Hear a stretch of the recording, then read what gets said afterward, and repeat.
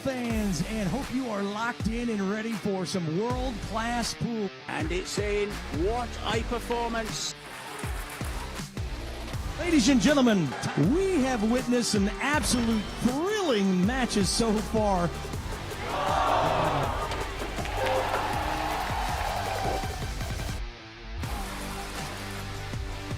And in it goes. He is your champion. Celebration, so are Victor Zelensky. Finest players in the world. Oh, he makes it. Nicely on the 10. Jasmine Ocean.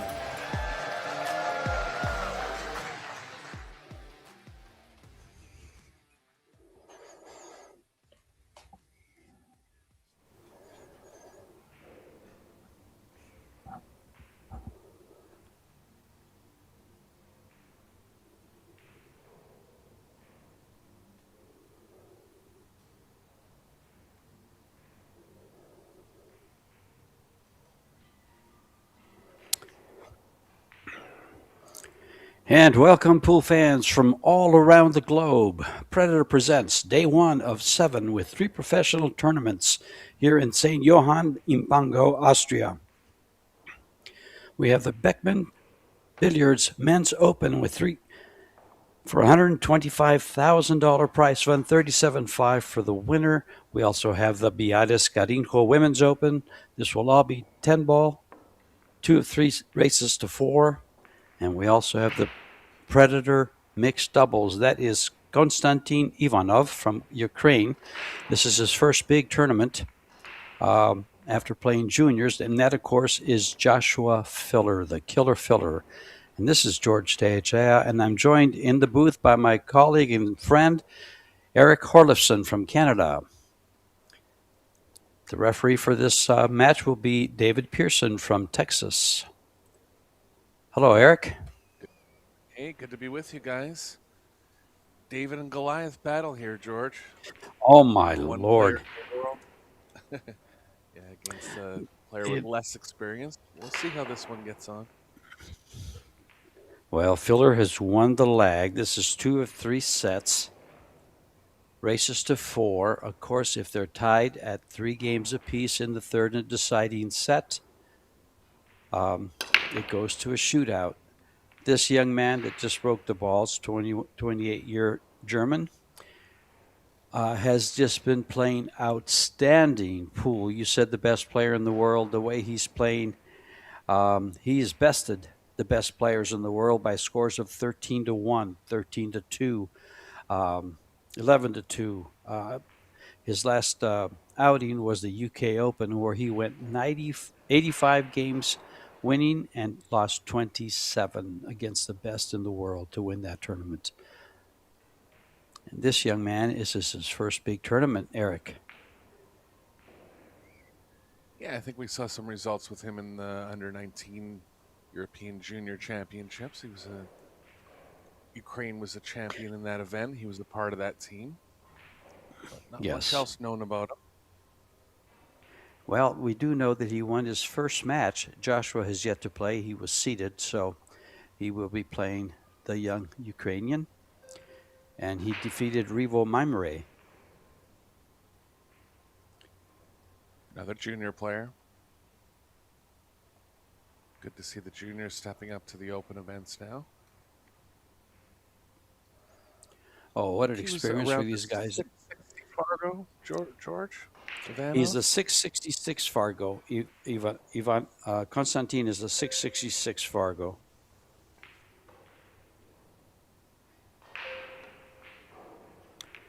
They did a nice. He did a nice little clip talking about his inspirations, and 2 of his inspirations are Vitaly Patsura, who is from Ukraine, and Wojciech Szewczak.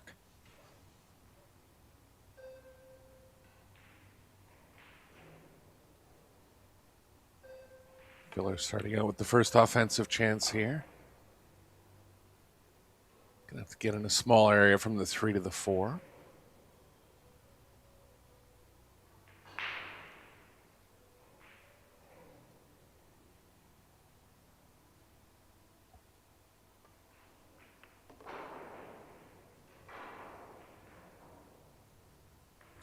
Oh, he's played this perfectly, Eric. Yeah, might have to run onto the 7, but definitely has a good angle coming across towards the 4 here.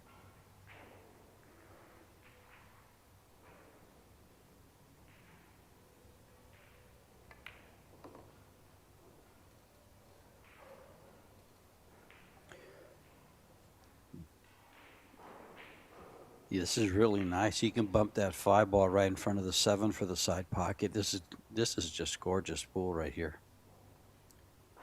Very delicate. Perfectly played. Filler off to a good start. First rack of the tournament.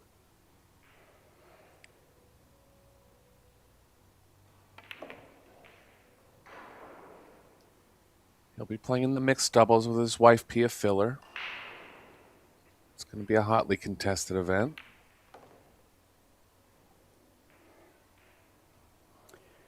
They've had a big win in that mixed doubles in the Turbo on Predator in 2026, this past March. So he will be.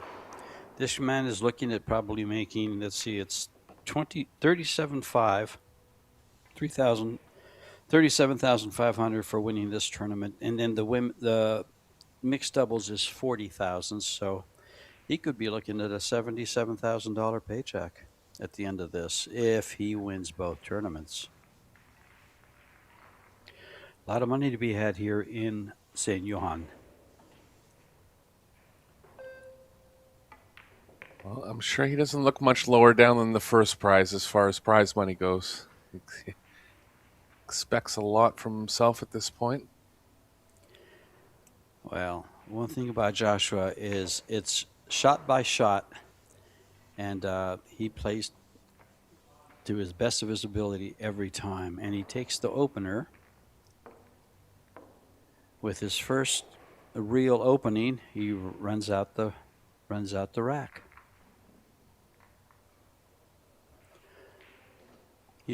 Filler has also won the Euro Tour in Luxembourg in 2026. This past March, he won the Predator Las Vegas Open 10 ball.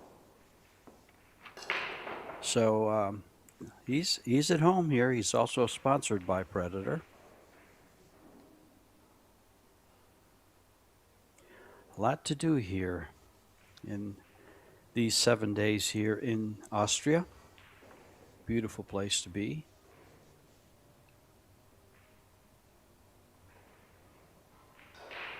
Yeah, we were there live ourselves one time, George, in Klagenfurt. Beautiful city. Yes. Beautiful country Yes. overall.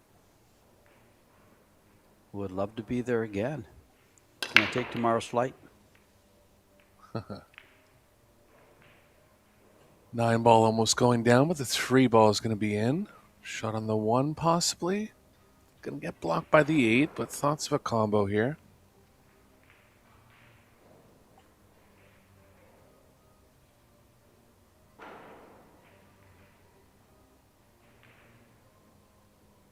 Combo's off angle, but the 1 ball is playing nicely to the right of the 8. A lot of angle overall. Might be a little tough to hold it. He's backed off. High percentage safe, but he's left it out, George. He's left it out, but he's got a challenging shot for the young man from Ukraine.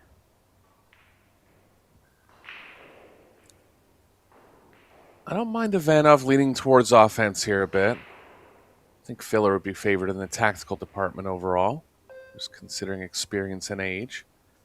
See what he has in mind for this match. Does have the 1 to both bottom pockets. He did call the bottom right. He's got to sneak it in between the 6 and the 4.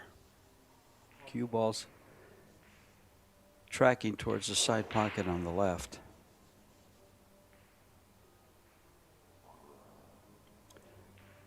No danger, really, I don't think. But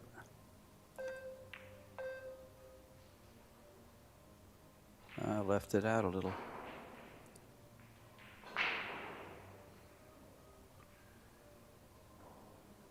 Tables look to be playing a little bit on the fast side. Have to get a few more looks at the overall speed, and always tough to know when you're not right in the arena. But if I were to kind of take an initial judgment on the speed, they look a little bit faster. Playing on the arc tables for this tournament. Oh, he didn't get behind that 8-ball. I thought he might swing behind the 8 or the 6, which where he was intending. Sporting a new shirt featuring the words "The Killer" on the back of his jersey.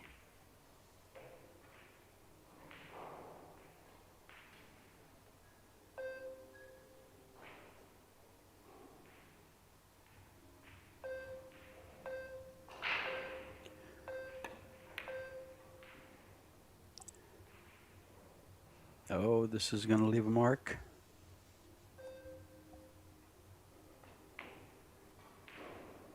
Yeah, a couple missed balls to start for Ivanov. Tough ones. And he'll be feeling big pressure, George. I mean, there's no way around it. You know, the one good thing about the pressure he's feeling, though, Eric, against such a monster player, is that he's not expected to win. So whatever he does right will stand out to him. Although more than likely he'll just focus on his mistakes. Where he shouldn't. He should focus on any kind of success he might get. The slightest thing. Again, if there's ever a format that an underdog can pull through a little more often, it's these race to 4 formats. Shot here from Filler. Fast. He's adjusted fast to the speed, Eric. These guys are in trouble.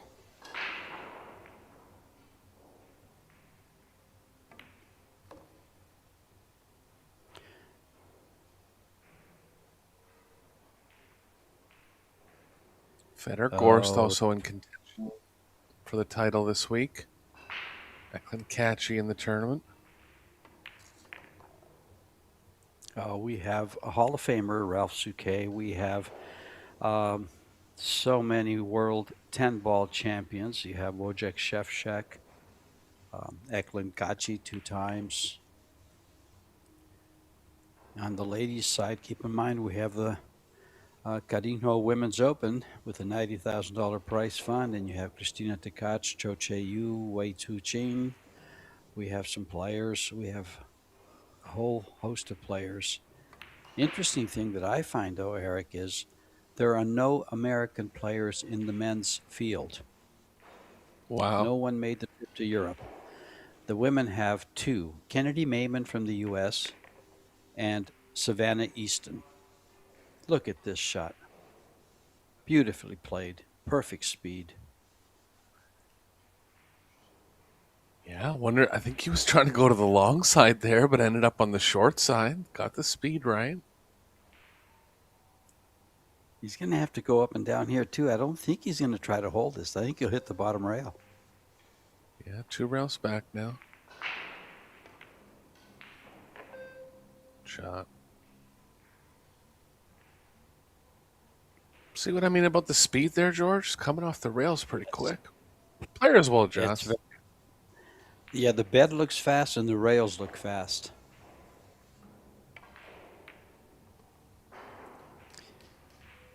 And it looks to me like he has adjusted. Especially on the speed on that 9-ball he played position 4. And then came up with the same type of shot for the 10. David Pearson is from Amarillo, Texas, the referee. One of the finest referees that around here.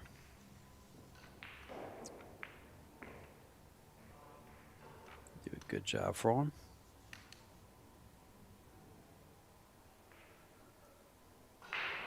Gosh, he even looks good in this replay, Derek. Yeah. Yeah, just getting into summertime conditions in most parts of the world. Tables tend to play a little faster in the summer. Humidity playing a factor.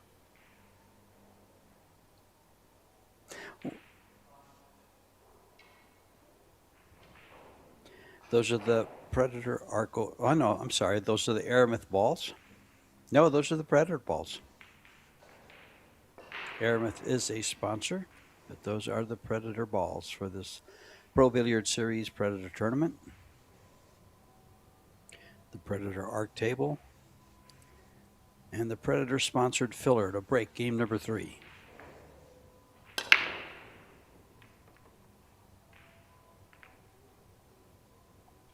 Another ball down. Going to be too tough on the offense on the first shot here, but first chance for filler to get Ivanov in a bad spot.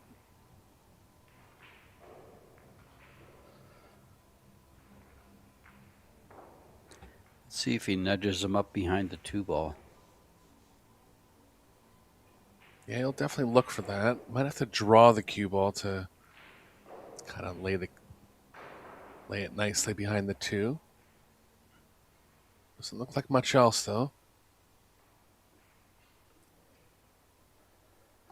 Well, if there is anything else, he will soon show us, because this man is creative and accurate. Yeah, he could draw the cue ball to the left of the 8. Might be a little bit worried about the cue ball running into the 7 off 2 rails on that play. And keep in mind, there is a time clock, so he's either going to move a little faster or take his extension. But they have 60 seconds after the break.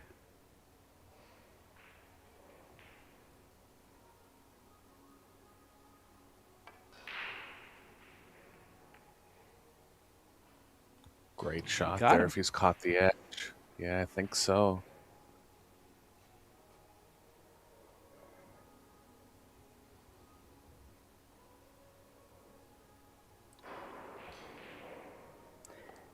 I mean, he's barely blocking it, but it's so effective because the angle to kick at the 1 ball is tough to read.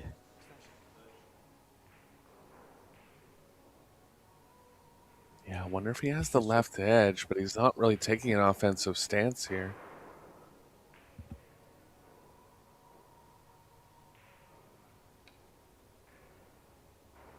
He's going to try something direct. Yeah. You called it, Eric. I think he may have the left edge of the ball, or the edge as we see it. He's shooting right at it. Yeah, just didn't quite edge him. Oh. There's a good shot from Ivanov, and he's off to an offensive start here in rack number 3.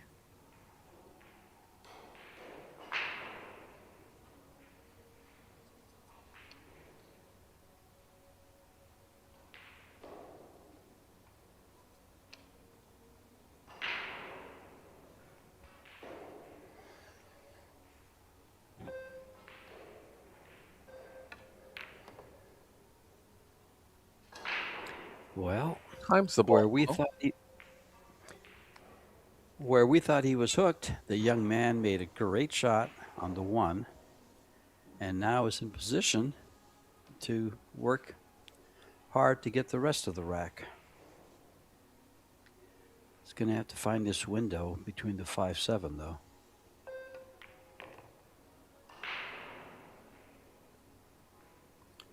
I was Is he going to gonna say, overlap? if anything, because he hasn't been on the table as much, expect him to maybe overhit position here. Because I can see it. The tables are playing fast.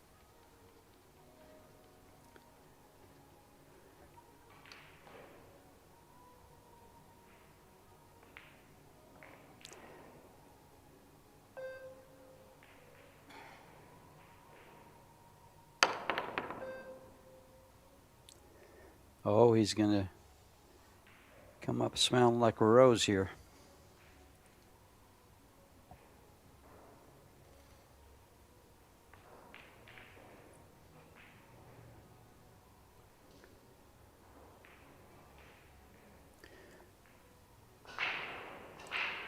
Using that Predator jump cue.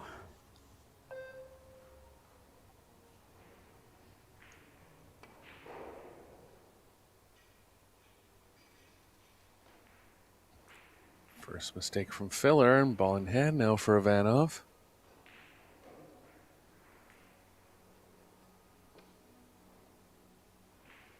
Gonna get to see him in comfortable open table play here. Sets up over the ball nice. Bit of an unconventional grip. Grip is a variable thing amongst top players. Just kind of holding the back two fingers off the cue. We've seen some great players in history hold the cue like that. Dennis Ercolo, Efren Reyes to a certain extent.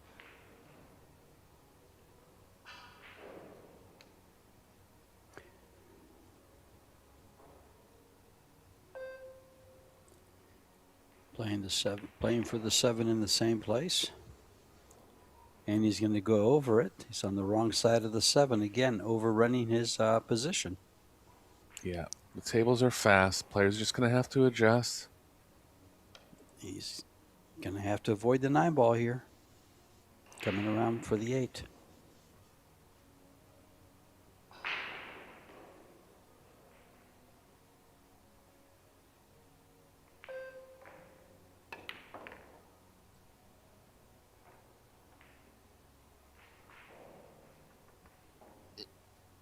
No man's land on this one. Gonna have some decent safe opportunities. Likely thin off the right edge.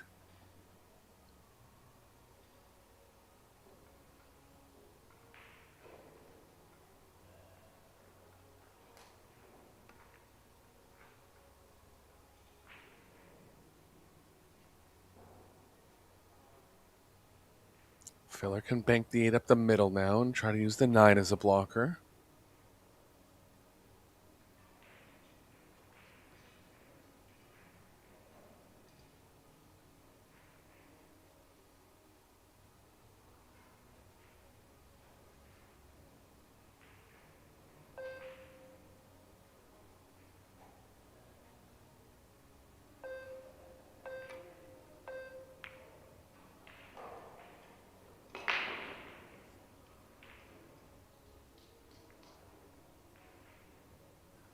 Nicely played, full coverage, guaranteed hit for Ivanov. Tough to get this one safe. They'll try to kick it over to the right long rail and leave it back where it was on the previous shot.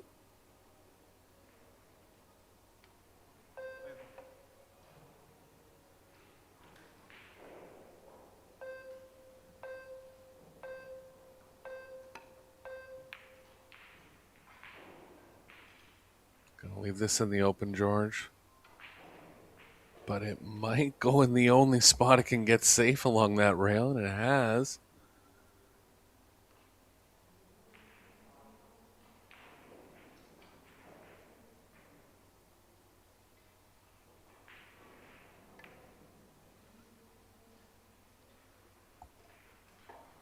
Another good one from Filler. See, he's dialed into the speed right away. The really top players are so good at just kind of adjusting to certain table conditions.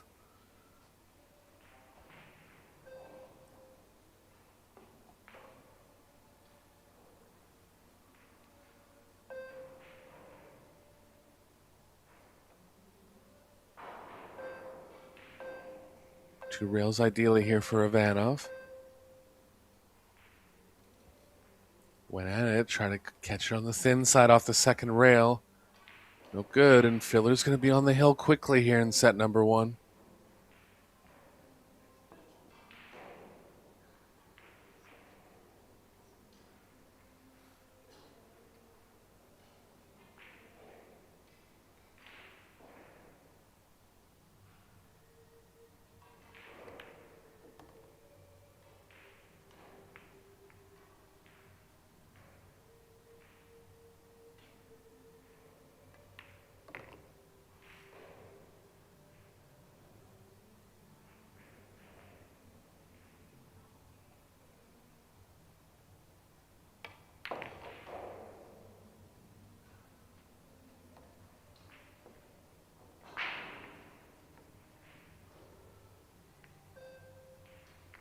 Three racks straight now for Filler.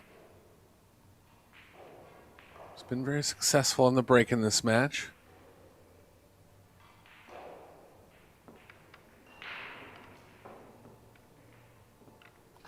mistakes from Ivanov. Had a ball in hand chance on the 5.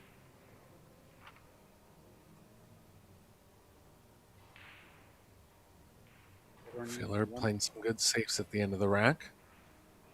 Looks like George is back now. I was wondering if you could hear me there. And here we go to close out the first set. Joshua Filler breaking game number 4.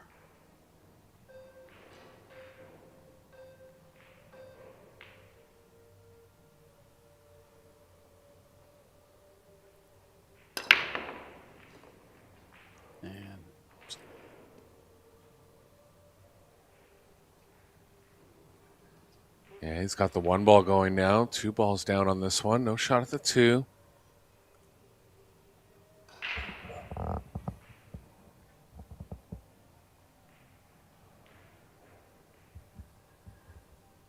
Now, last Euro Tour in Luxembourg, we saw Filler break from the head string, open bridge. I couldn't believe it.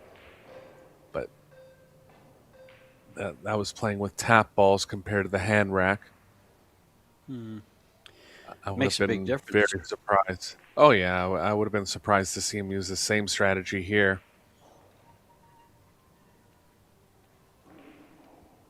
But, you know, like, imagine how many different ways we've seen him win the tournament. Breaking from the back rail, winning the World 8-Ball Championships. Breaking open bridge from the head string, winning a Euro Tour.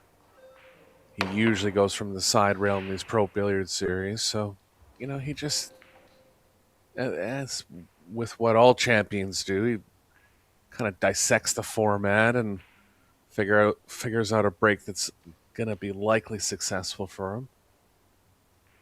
He adjusts to conditions. Yeah.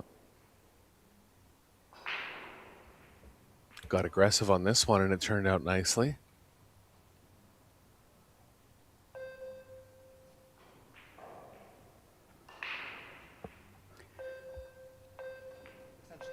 The young man from Ukraine. Looking at maybe a 3-rail kick at this. Or can he just do it with 1? He's going to jump at it. I'm kind of surprised. There's a very small part of the right edge to land on. He Might have been trying to jump kick at it. Yeah. Well, it's cost him. Should cost him. Yeah, Filler just got a bit of work to do on the 5 here.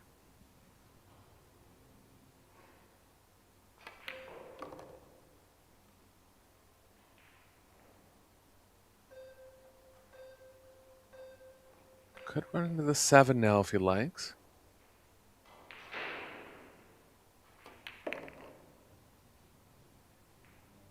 Oh, it's going to nibble it. Oh, he's okay. I think it goes by the 10. Yeah, it ended up in a perfect way where he doesn't have to move the cue ball very much to get good on the 5 either.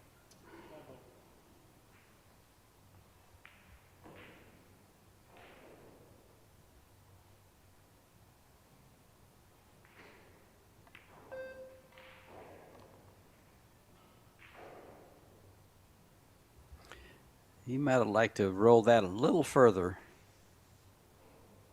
Or is he okay? It's close.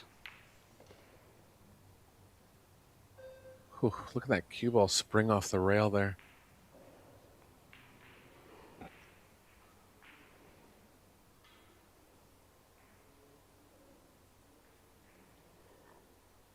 Is he coming between the 8 and the 7? Yes, he is. Perfectly. The field's in trouble, Eric. Yeah, I mean, as expected, he looks on point here.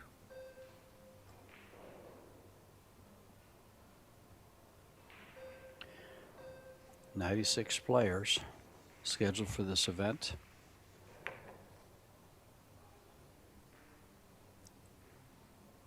$37,500 to the winner.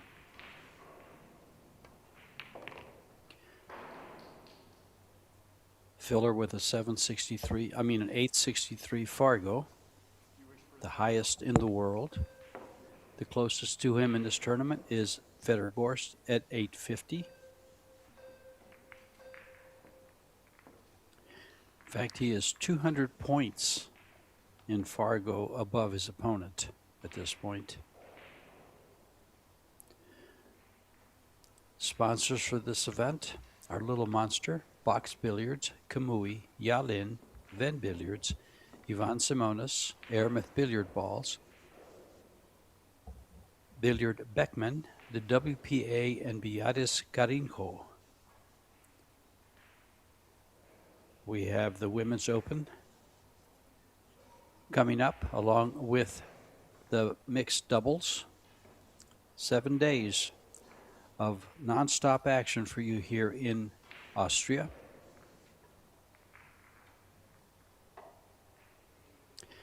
Interesting stats here. Filler at a 917 overall performance to his opponent's 500 and leads 1-0. Ivanov breaking to open set number 2. You know, I was finding George there. You mentioned the 200-point difference in Fargo. I actually just looked it up in the odds calculator. In a race to 4 even, a player that's 200 points ahead of another player in Fargo is a 96% favorite in the set. Can you believe that? Well, they say that with 100 points difference, you play about twice as good as your opponent. So at a 200-point difference, it means you're playing 3 times better than the guy you're playing. And a good example of that would be the overall performance in that match so far, 917 to 500. Yeah, I mean, you know, a 660 is a little bit below pro level, but still an accomplished player. You know, to think that they can only win 3% of the sets, it's just speaks to the high-level talent of someone coming in at such a high Fargo.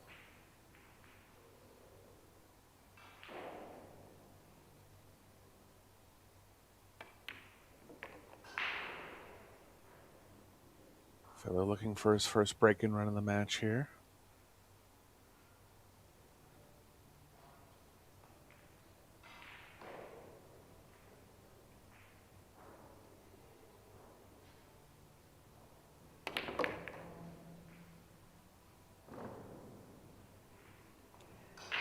Oh. Will he play safe here? Or will he cut it in, go 2 rails to play the 6 ball in the same pocket? Yeah, the 8's going to block the same pocket. I'm sorry, that to the bottom pocket. I got that wrong. But the 9 ball takes that away unless he goes to the outside. He's going around, playing for the side. What a shot. Overhit it just slightly.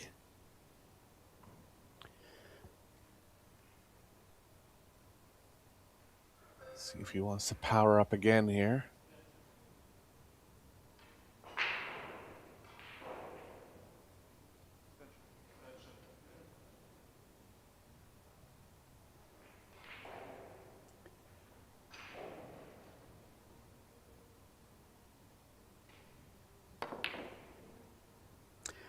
I was wondering if he was going to power up, as you mentioned, and he did.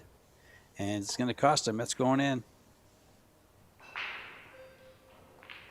And with a good Well, chance the for young a man, board.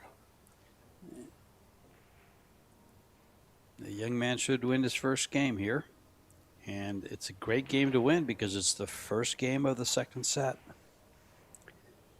And it's a short race.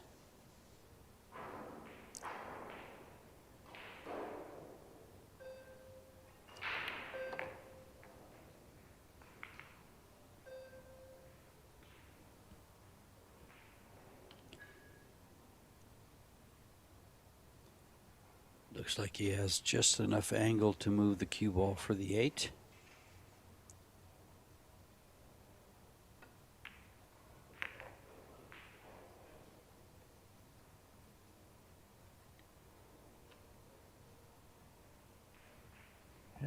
Ivanov speeding up a little bit here. Starting to look a little more comfortable around the table.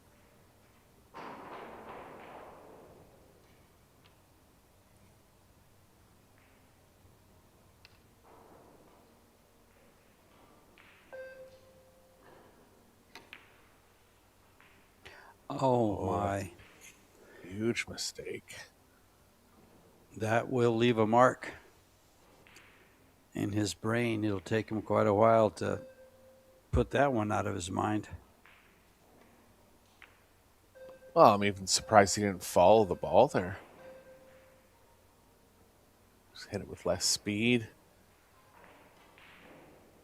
But this is the kind of pressure that filler will put you under. It's also the kind of game the young man needed to win to really boost his confidence. Even those simple outs against a player of a Josh's caliber is just, they have to be, if you want to have any chance, or if you even want to feel good about the match, you have to be able to follow through on that. Definitely. He's going to be he's going to be in a weak mental spot here for the rest of the match.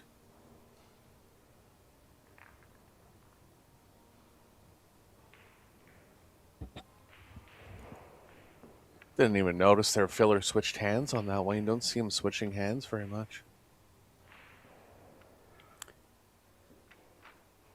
You know, in the replay, Eric, as you mentioned, surprised he didn't follow that ball. That follow was the play. Yeah, he was always going to get on the wrong side of the 9 if he drew it or even stopped it. And he could have hit it with less speed following it. So, yeah, just under pressure, you know, not making the decisions he would normally make.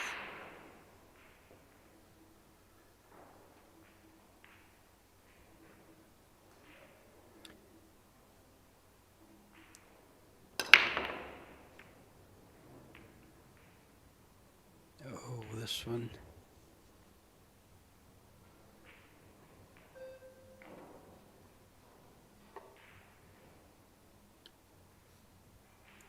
Well, here's a shot for Konstantin.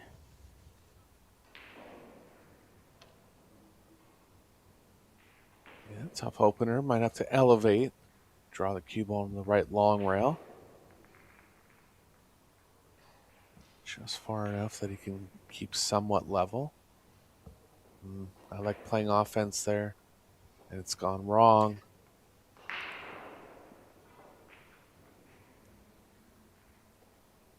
Yeah, I think offense was the way to go if he has the angle. Maybe he felt he didn't have the angle, didn't have the full ball.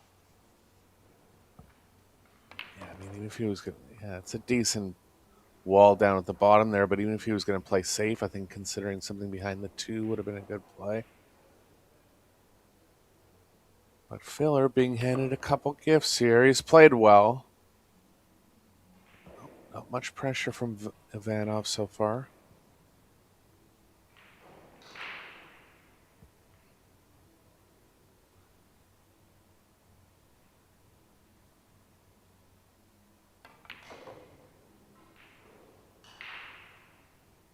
I happened to be at home the final day of the UK Open, and I was just kind of not doing anything special, but just doing things around the house, thinking that we'll be in for a 2.5-hour match in the final of the UK Open.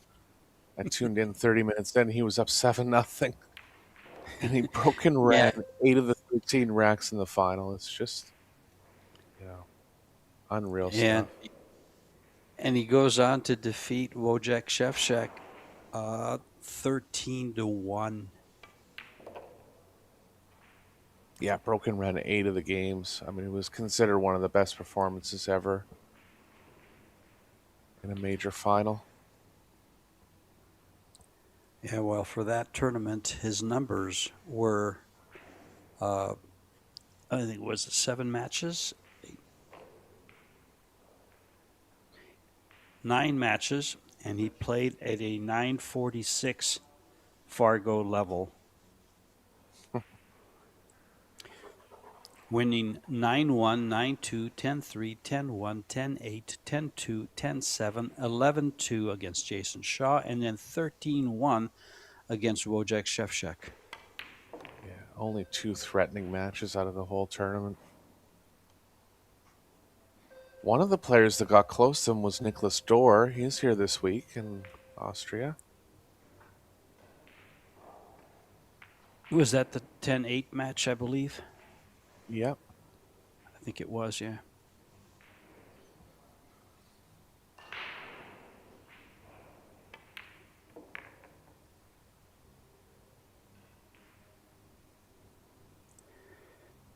And game number 2, set number 2, goes to Joshua Filler. He has now won 6 unanswered games. Should have lost that one where Ivanov missed that 8-ball.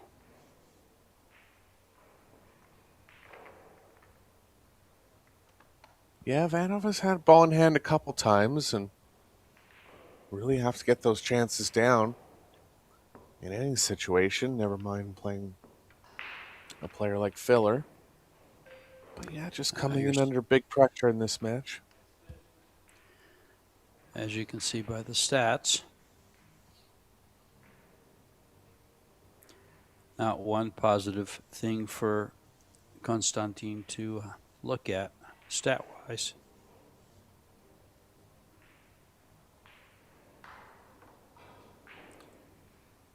Filler has just one missed shot. I thought he missed another one somewhere in there.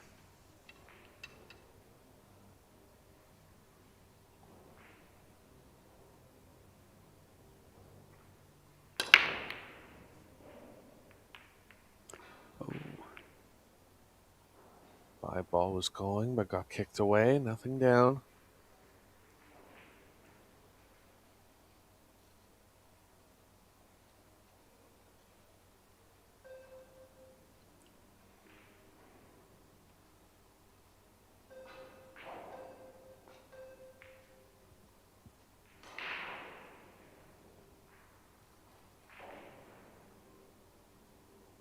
Vanov can play the cue ball behind the 5 here.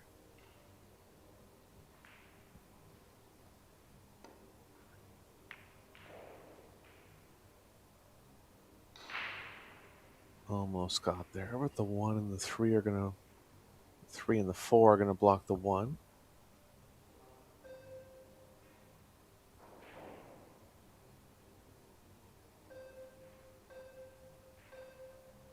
Not much on this one for Filler.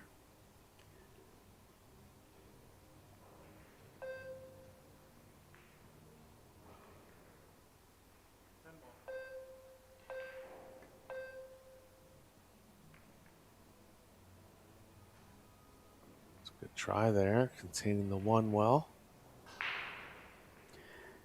Keep in mind, there are no early 10s here.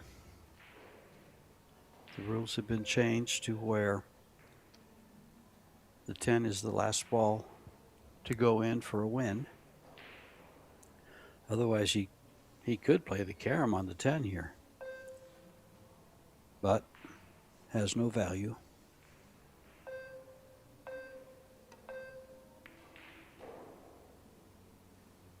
Yeah, it's a good amendment for a race to 4 scenario. And he's off with the safe here.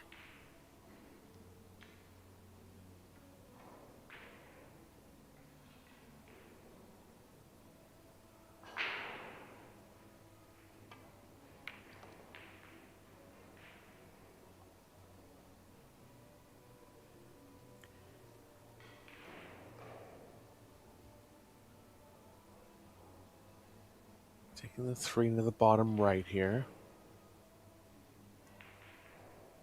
A lot of traffic to get back for the side. Just has to avoid the 9. Well, he did go side. Look how confident he is in his cue ball control, George. Good shot.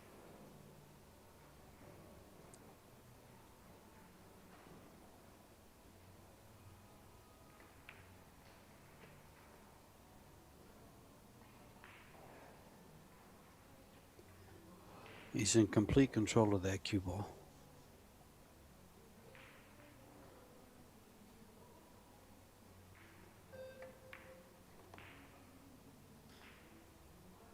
Is he going to get out past the 6? Yes. He knew that little bit of English he had on the ball would carry him past the 6 there, Eric. That's a lot of confidence, as you just mentioned. Yeah, I don't want to go on about it too much, but I will say that the tables are very fast. And he recognized that right away. I mean, you could see the speed of the cue ball coming into the left long rail there, but Filler just knew that was his feel for the speed coming off the third rail and got perfect.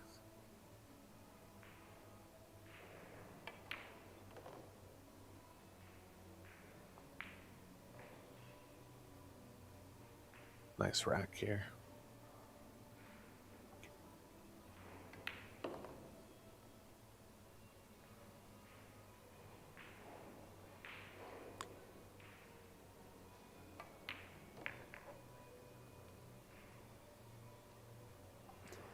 Well, this is going to be a very, very short match, as he will now take a 3-game-0 lead in set number 2 and is 1 game away from closing out the match over Konstantin Ivanov from Ukraine.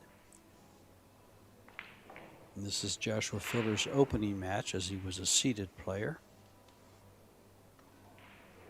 And this is a winner's round 1 round match here. Both players playing with Predator equipment. Keep in mind, Father's Day is this Sunday, so go to PredatorCues.com. Lots of gifts for Dad on Father's Day.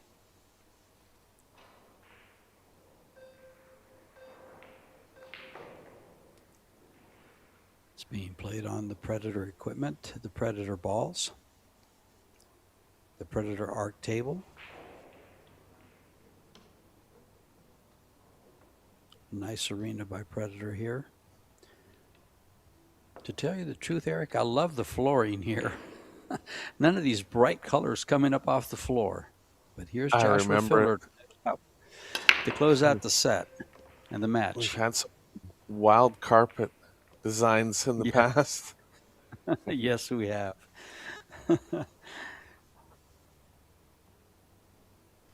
We are at the Hotel Alpina Alpendorf in St. Johann in Pongau, Austria. And as Eric mentioned early, we had the pleasure of being in Austria in Klagenfurt.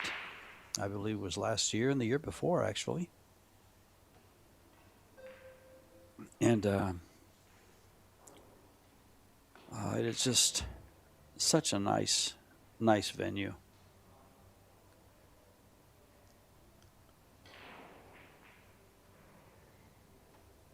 The next Pro Billiard Series event coming up next month, I believe, will be in Rome.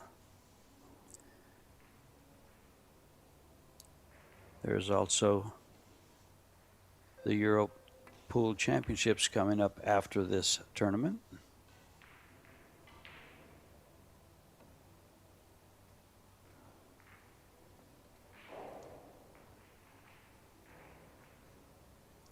And after Rome, we go to Vietnam and Bali for some world tournaments, the World 10 Ball, the World 8 Ball.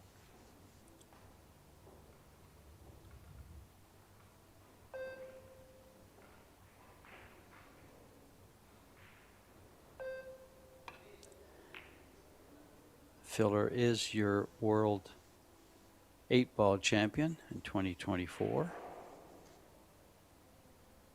Speaking of 8 ball.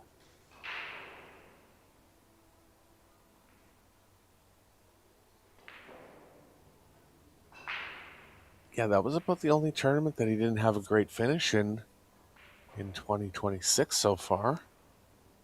He did play the World 8 Ball Championships in St. Louis this year. Lost in the round of 32, I believe.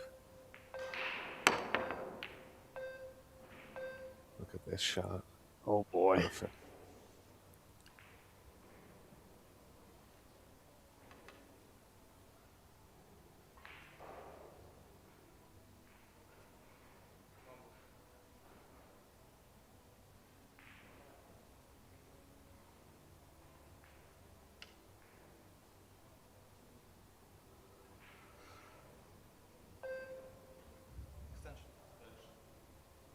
Multiple rail escapes only here for Vanov.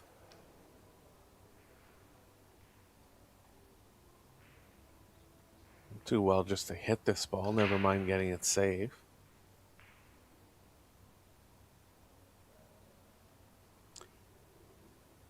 Going straight at it, 2 rails.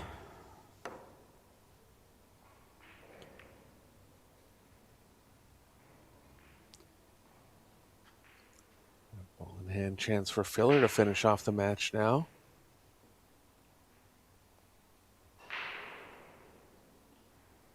Two ball doesn't have many pockets, but he has ball in hand to get on it here.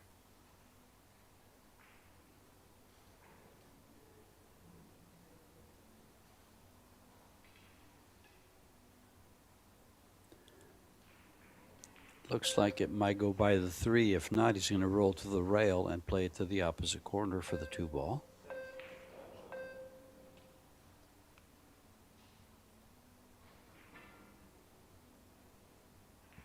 Off the 7, there's a creative play. That's something I would have picked out myself. He might be thinking he can play the 7 into the 5-6 and kind of improve that situation there.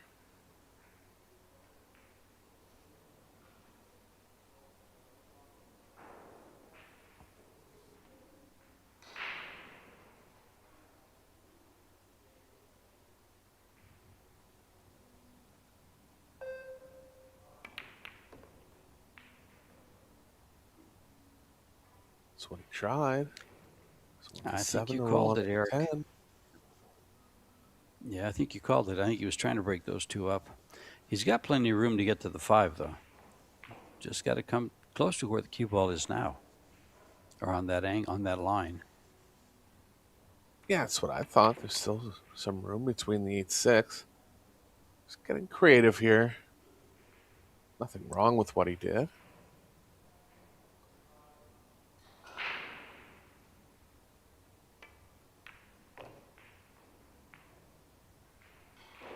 Just going to have to come around 3 rails again.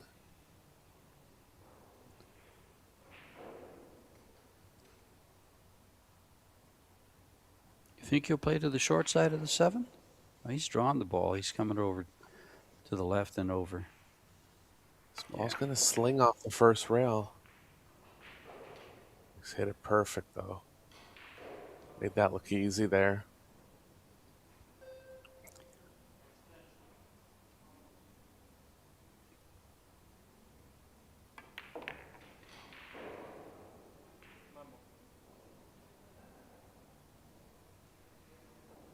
Well, another small handful of mistake matches. Match from Filler. Just as I say that, he's made one here. Go ahead, Eric. Oh, sorry. Ivanov likely to get one on the board here. And good for him.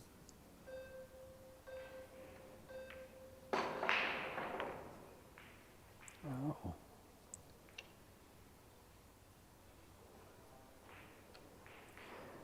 Well, not much can go wrong here. He just has to make sure he makes the ball and comes to the left side of this 10 as we look at it. And perfect. He will put a game on the board.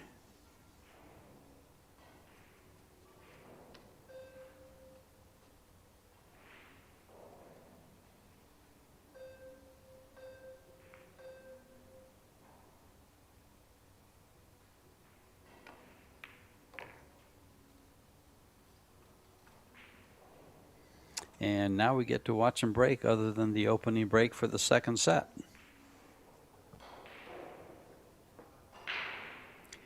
And at a 666 Fargo, he has it in him to possibly have some success on this break.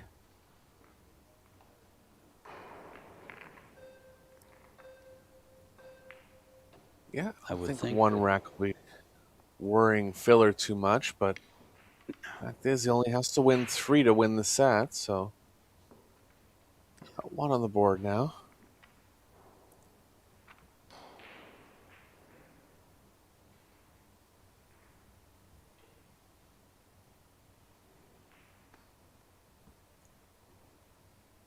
Going to be one more round of men's play for you here today. Tomorrow we'll open up with the mixed doubles and the women's tournaments, along with the continuation of the men's.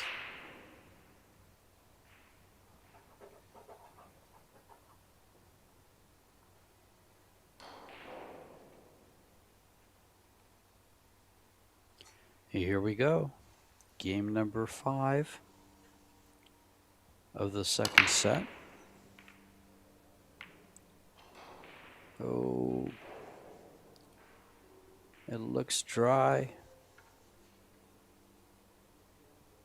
Yeah, he hit him pretty well, but couldn't find one.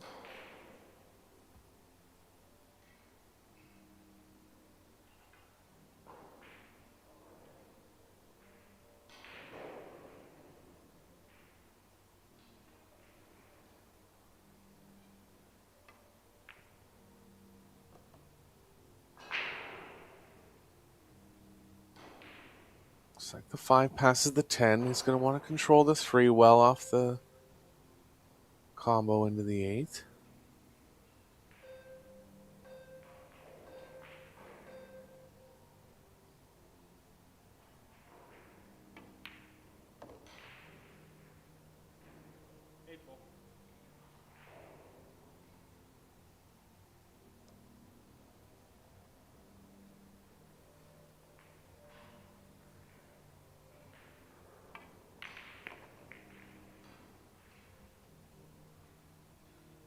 Nicely played.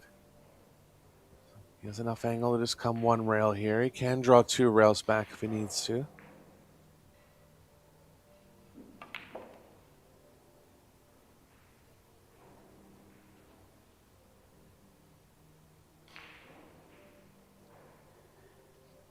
His cue ball is just pinpoint here. Is he looking to follow this, Eric, or just come off the rail a little bit? Not much of an angle to come off the rail for the 5. Yeah, there's negatives with both shots going forward. He's involving the 7-9 more, but coming one rail, he's going to have to really power up.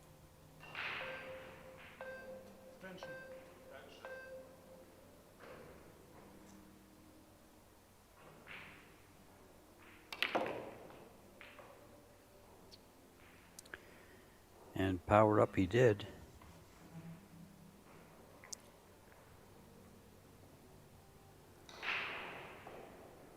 I think he's looking to slide it off the long rail. Yeah, it's not quite a full pocket, I don't think. He's got it, though. Just knew to keep the speed down there, knew exactly where to target on the rail.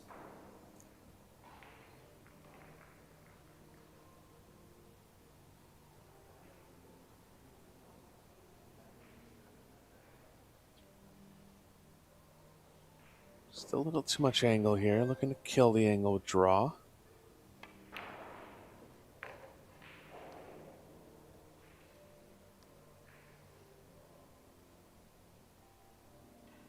Strong match from Filler, George. I'm going to say it again. I know I said it last rack, but it's very likely to finish off here.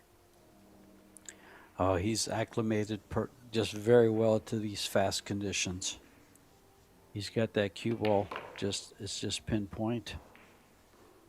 The rails are lively. The bed is rolling fast. It's so easy to move that cue ball around. And there it is. 2 straight sets.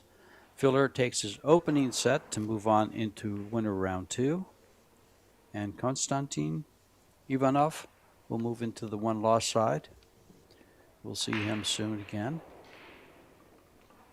And we have, as you mentioned, the Women's Open and the Mixed Doubles coming up. One more Men's Open match.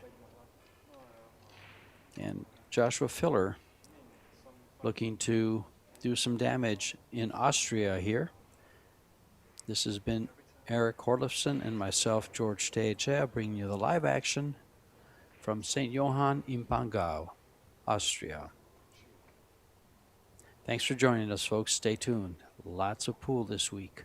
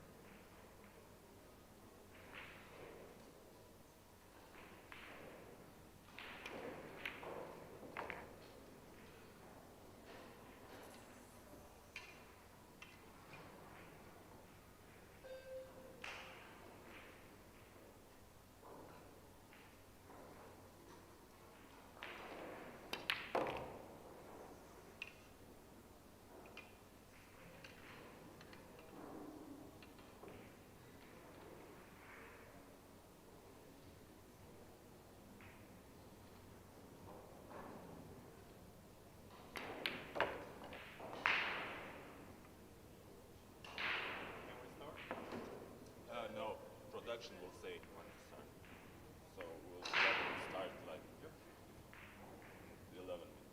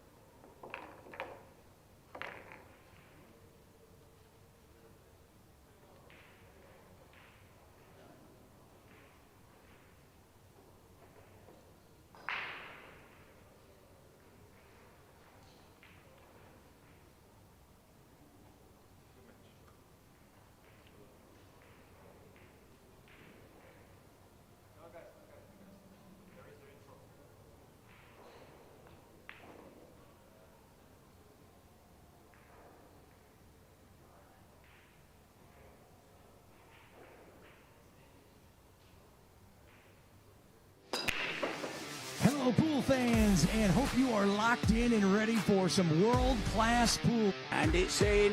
What a performance. Ladies and gentlemen, we have witnessed some absolute thrilling matches so far.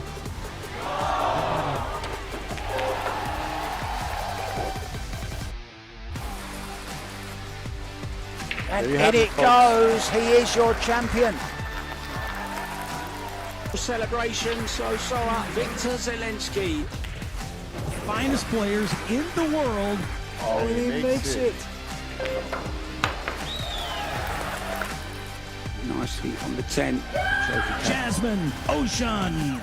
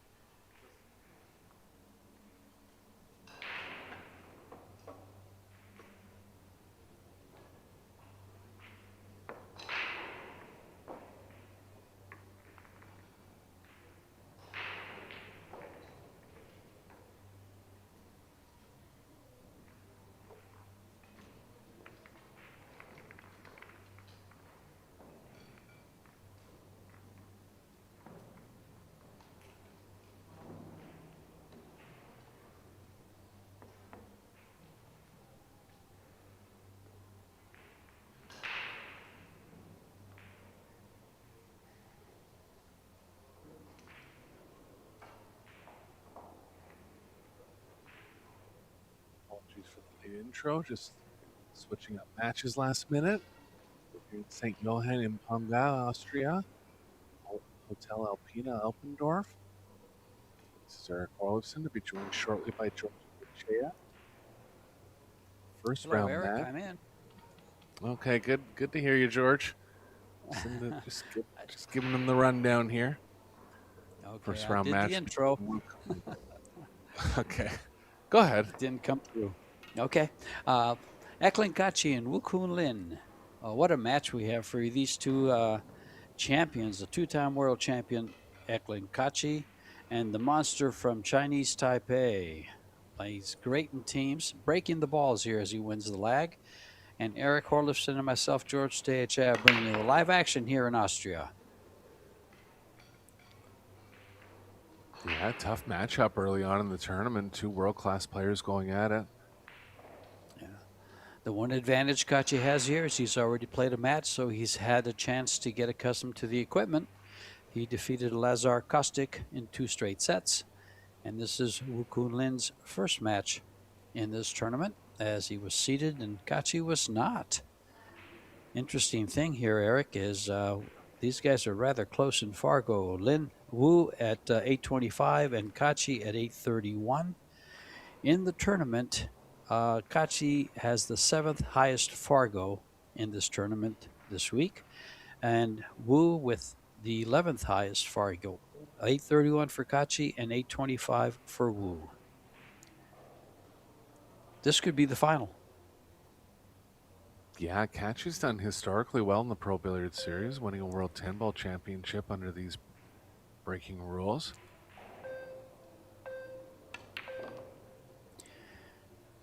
I believe he also won this year. I'm sorry, in 20. It was the Austria in 2021. He also has a win.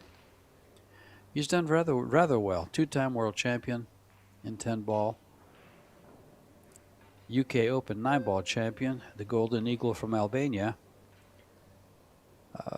Is a great player. And of course, Wu, I would say Wu next to Chang Zhong Lin has been one of the best players coming out of Taiwan. Yeah, Ping Chung and Pin Yi. Definitely up there Well, too. yes. Yeah, Cool. Wu's style that is very reminiscent of Ping Chung. I think those two will be over in the Duya Legends Tour this week. Just don't think we're going to be seeing them as much in American pool as much anymore, George. Kind of had a breakthrough performance in one of the Hayball events, and I have a feeling they're going to stick over there a little more. Well, it's some big money over there. We have some nice money in the Pro Billiard Series events, but not quite as high as the Hayball. Gachi has played a nice safety here, Eric, and see what he does, what Wu does with his jump shot.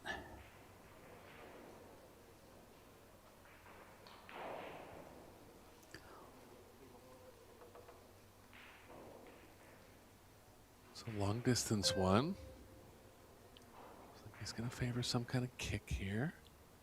Half swerve at it. Might have the right side. Short rail.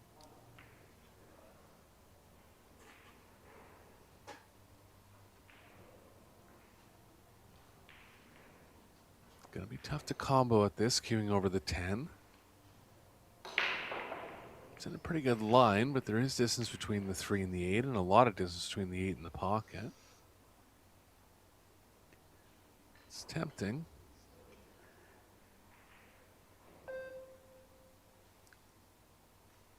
It's going to go off the right edge. Well advised. A lot of speed here. It's worked out.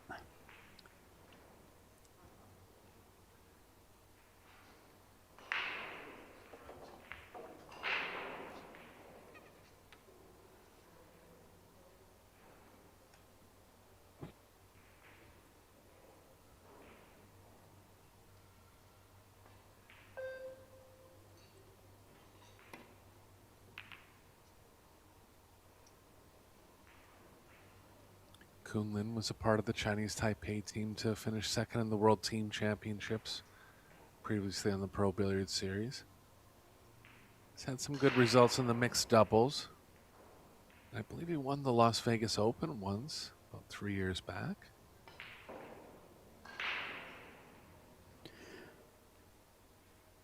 Was that with Cho? Yeah, his mixed doubles result was with Cho.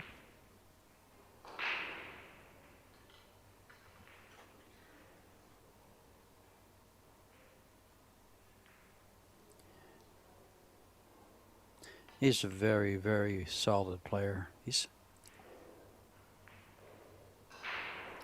in the top. What is he? He's ranked 21st out of the top 100 Fargo rated players. Kachi being ranked 14th. So they're very close in every statistic concerning Fargo. But this man here has 2 world 10-ball titles.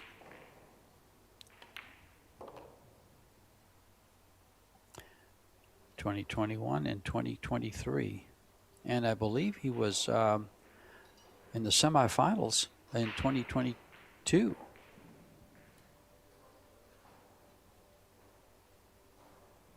Yeah, almost every time they've had the long race format.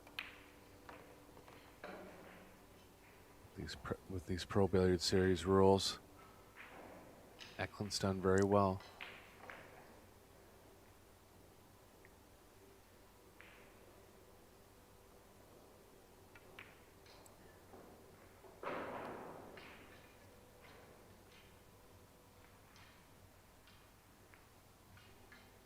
He has his own pool room in Albania, and he also has his younger brother Gledio doing well, and also in this tournament.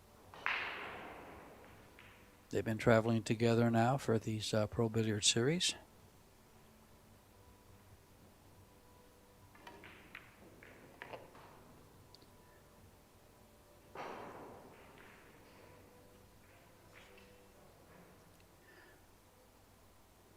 Kachi at 27 years of age, his younger brother at 19. And he does take down the opening game of set number 1. Race to 4. 2 out of 3 sets. On a 30-second time clock, 60 seconds after the break. No early 10s.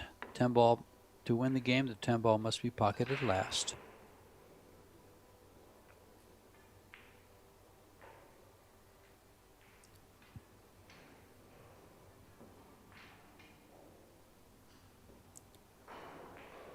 Sponsors for this tournament are Yalin, Venbilliards, Iwan Simonis, Little Monster, Box Billiards, Kamui, Aramith Billiard Balls, Billard Beckmann, the WPA, and Billiards Carrinho. In addition to this Billard Beckmann Men's Open, we will be having the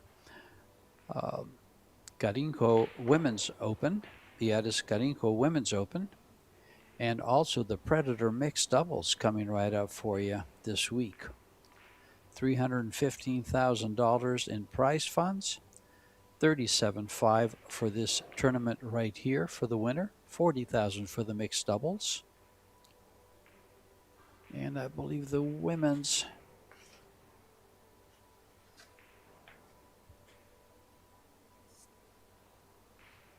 is $27,000 for the winner. So this is all in US dollars since we are in St. Johann in Pongau, Austria. Got you disappointed with that break? Yeah, he's known for going from the head string from the middle. It's the more offensive break. Can lead both ways. Generally spreads the balls better. A little more susceptible to your opponent having something offensive if you don't make a ball. I like the strategy overall. It's worked for him in the past. Overall, he's an aggressive player who plays great safeties on top of it. When he's on, he is just a ball-making machine. A lot of power. A lot of finesse.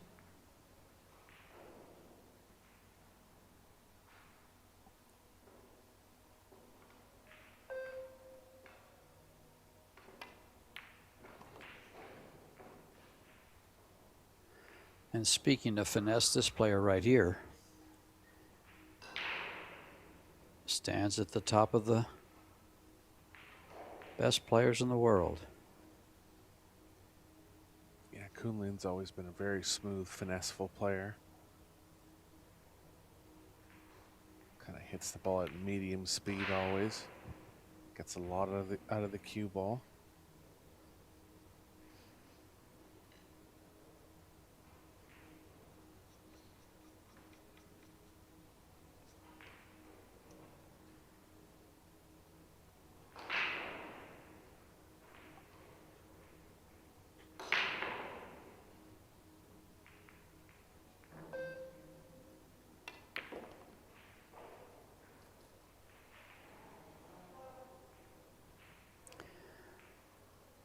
I believe I mentioned this earlier, Eric, but I think it deserves mentioning it again.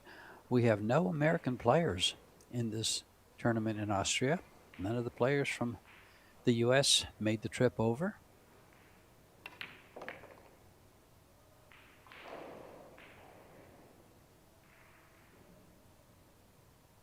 Yeah, 2 in the women's field, I believe. Yes. Savannah Easton and Kennedy Mayman. And this tournament has 28 players with Fargos of 800 and over.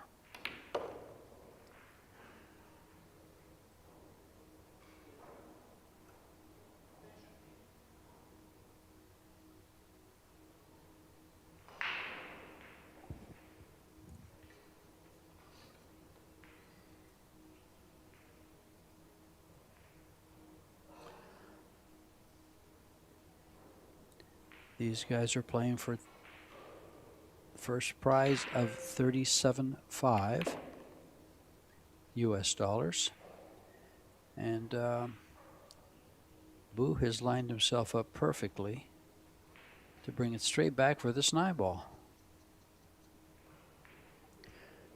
Does he chance getting behind this 10-ball, Eric? You have to see exactly what the drawing angle is, but I think you're right. The cue ball is kind of drawing in line with the 10 here, so probably play up a little short of it. No, he's hit it perfectly.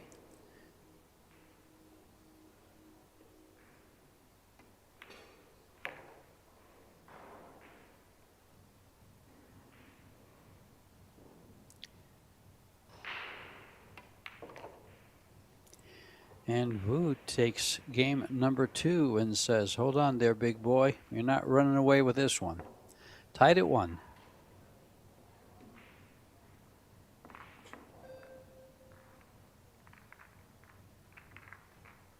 Smooth shot from the 2 to the 3 there.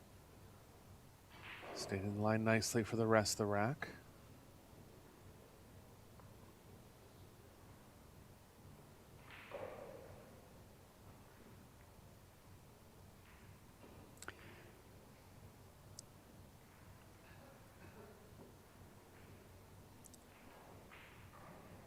The Pro Billiard Series. Go ahead, George. Oh, no, just go ahead, Eric. You got it. I was just going to say, I expect Kunlin to go from the side rail here. A bit of contrast in breaking styles.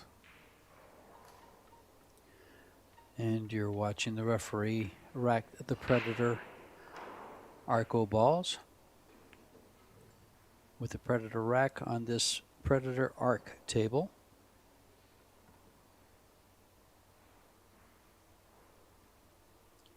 Game number 3, and as you mentioned, Eric, and predicted, from the side.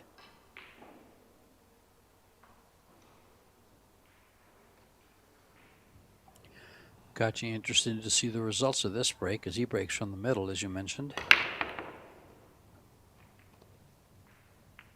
2 balls down. Nothing on the 1, but first chance it's safe here. 10 ball's not a winner on the break or in any kind of early combo situation.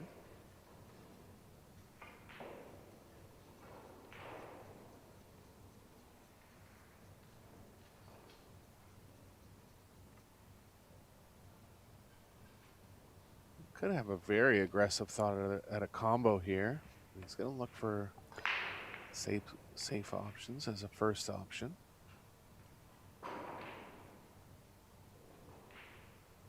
Safes aren't easy.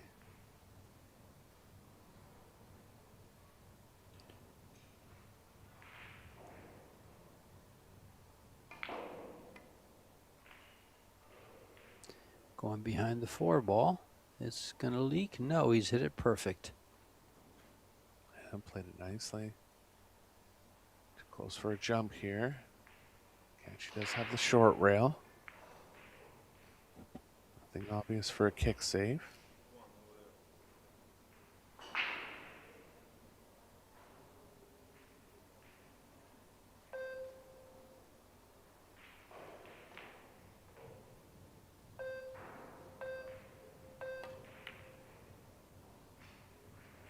No, it's going to leak over. No, it stays behind. And he has cover behind the 6. Yeah, great play there. It's really the only kick safe on offer. Hit it how he wanted.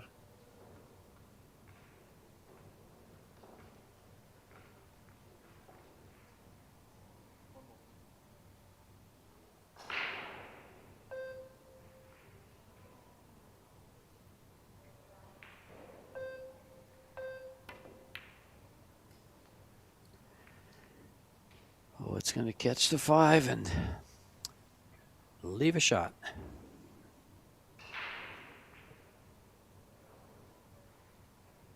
Pretty error-free so far. Both players just battling to get the first shot. First shot has come for the second time for Catchy here.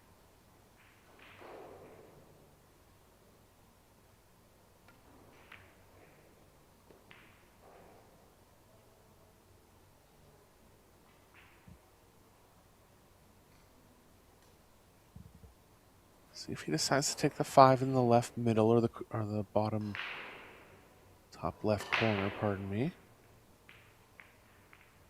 4 is right in line for where he needs to be for the side, so I think that'll play okay.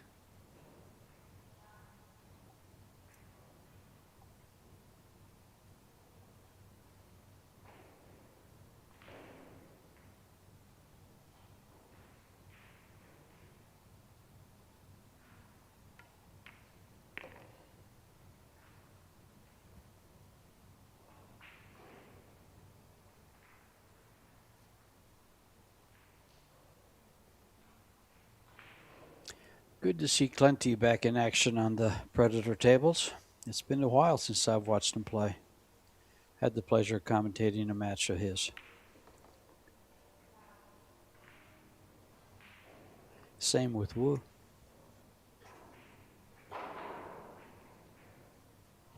Yeah, I think Wu's involved in Hayball a little bit. Probably just hasn't found the success to take it on full time.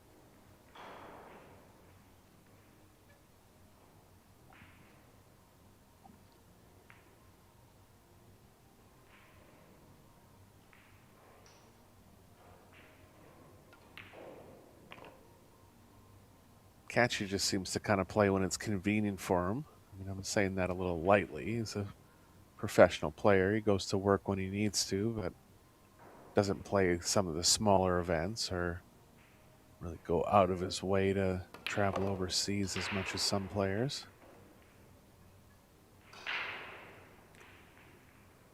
Well, Wu had a good finish here this year in the WPA Men's World 8-Ball Championships. He finished 5th. And also a 5th in the Chinese Taipei Open. So he's had some success on the pool table this year.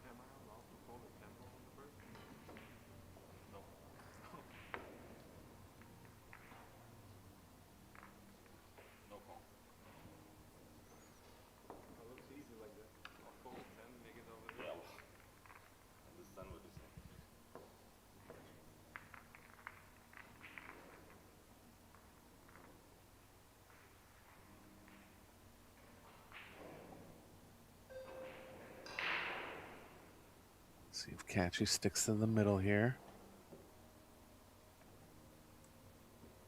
Just had some stats from our feature match on table number 1 in the first round. Josh Filler winning 8 of 9 games there, advancing easily. Some of the score lines on the board for you here. Let's see the world-class field we have assembled in Austria this week.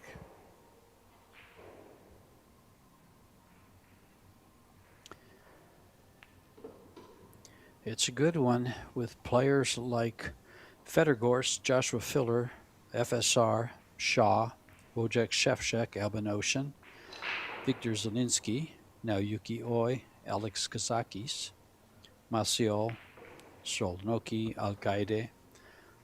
Those are the highest ranked Fargo rated players in the tournament.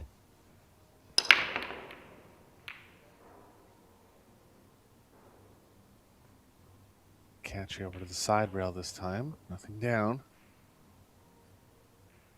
Kunlin's going to have an aggressive look at a combo with the 6 in the side. Going to be tough to control the 1 off that play. Might look to hit it slow speed and keep it around the area where the 6 is.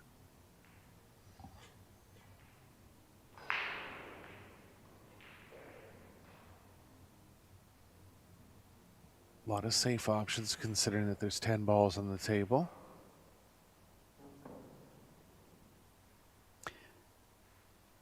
Probably just bank this 1 ball behind the 3 there. Keep the cue ball where it's at. Or is he going for something here? Just the other way with the cue ball. The other way, yeah. He's traveling the cue ball over instead of the 1 ball.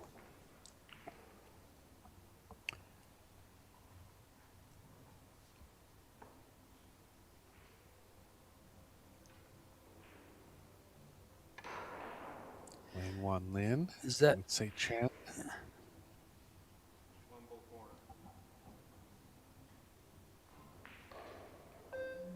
Chen just coming off a victory at the last WPBA event in Michigan last week. So she'll be in good form coming into the Women's Open play here in Austria. Yeah, I think she went undefeated in that. I think so.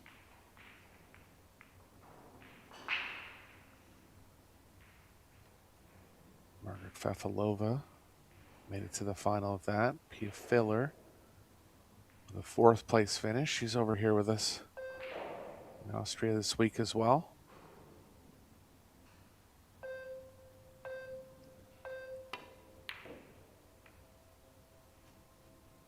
First miss ball, but he's going to get behind the 4. Glenn only has to go over the edge of the 4 here, but it is pretty close to it.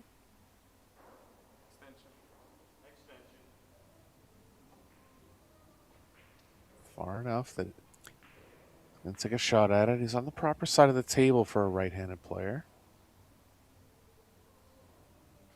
Still has to sit up a little bit.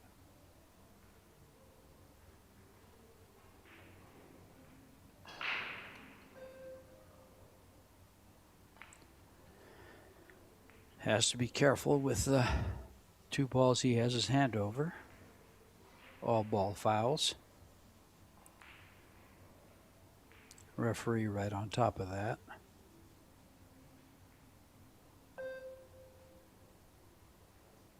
Doesn't really want to go with the dart method here, but just on an awkward stretch. Good shot. Oh, he's gonna have a shot at the 2 ball.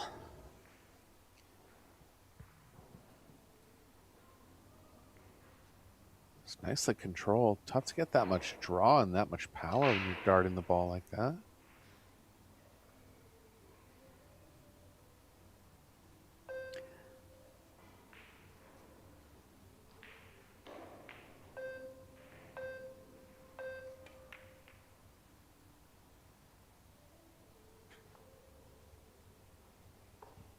Just a little hard on the speed, and Kulin's going to have a thin one to the corner here.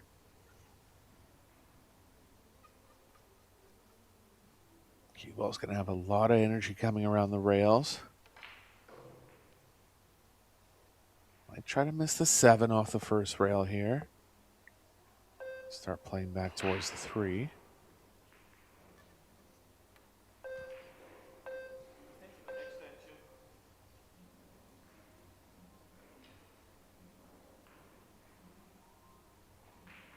This would be a great shot if he's able to wrap it to the left of the 7 and then to the right of the 8.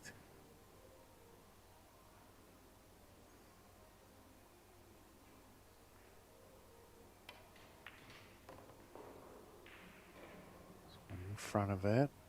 Avoided everything except for the 8 here, George. He might have a He's shot good. at this 3. He does have a shot. He's good. He's on to 3. Nice shot. Came around there. Yeah.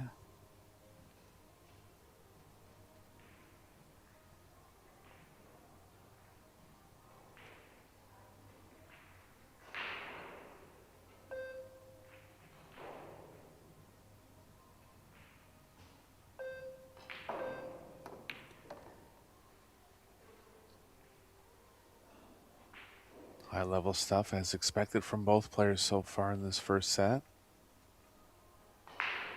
Kuhlman looking to level the score up 2 each here.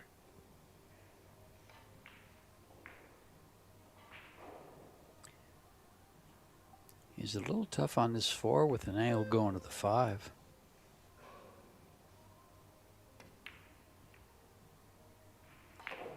Yeah, was No forced to run problem, into he's it there. bumped. Did it well.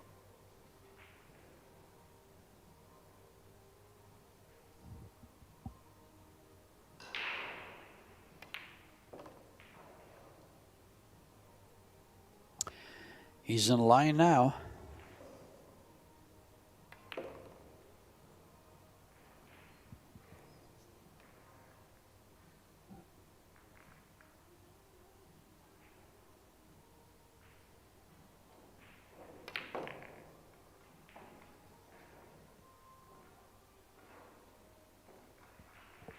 Neither player with a break-in run yet to this point in the match. But very good overall in-game play from both players.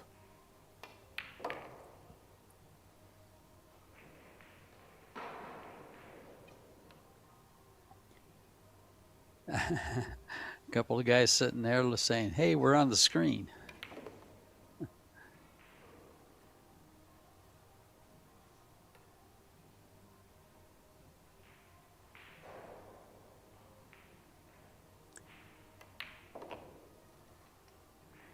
And just like their numbers read, this is a close match, tied at 2.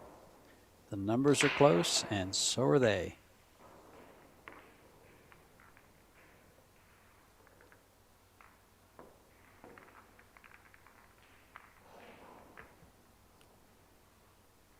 How are these two looking for partners in the mixed doubles? They'll both be threats if they have strong partners. I just can't remember who They they're do teamed have up strong partners. I can get that for you, Eric. I happen to have all that kind of stuff. Eklund Kachi is paired up with Christina Tekach. with. Oh, there you go. And Wu Kunlin is paired up with Han Yu from China. Oh, wow. And Put let's take a both look at another thing here. Combined Fargos, they're in the top 5. Wu's in the top 5 with a 1587, and Kachi is at a 1580 with Christina Tekach. We got some great pairings. There's one couple that stands out, though, quite a bit higher. Well, 30 points higher, 35 points higher than anyone else, and that's Gorst and Cho Che Yu.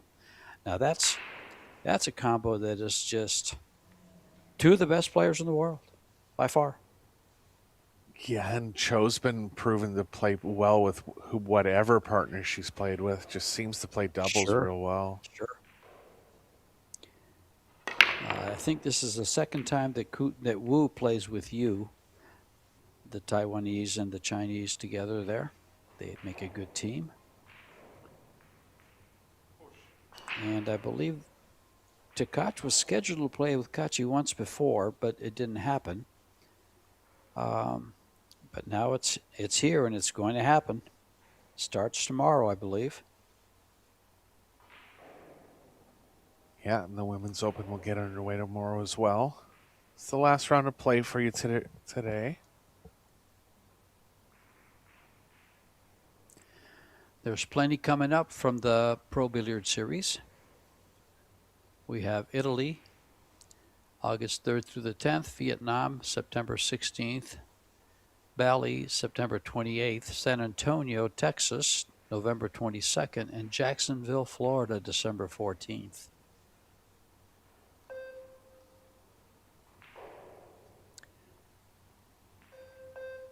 So far this year, the Pro Billiard Series has had $3.6 million on offer prize funds for these players. So there is 5 more events after this one.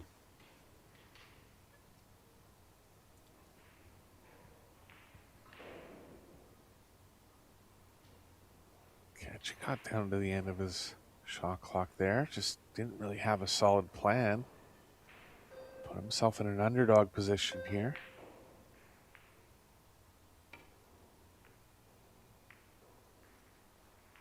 Good recovery, though. Couldn't have wanted anything better there. Found cover.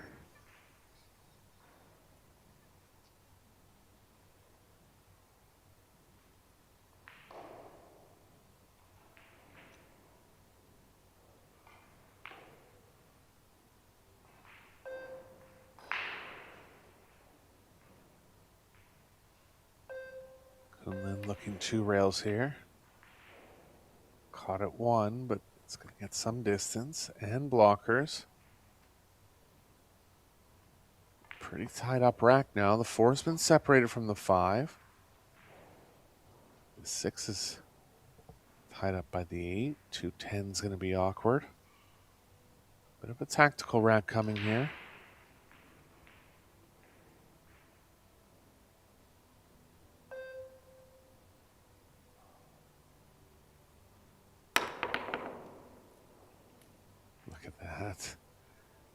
Withdraw as well, George. He jumps the ball very well and has good control of it.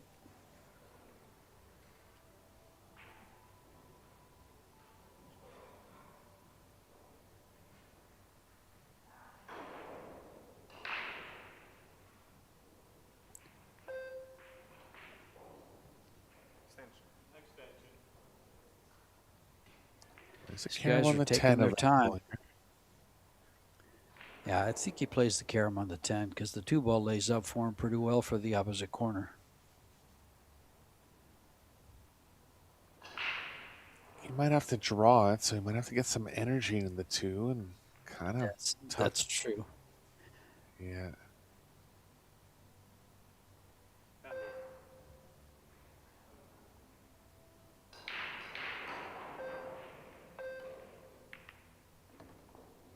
Was able to get it with straight high, but the 10's going to block the 2 here.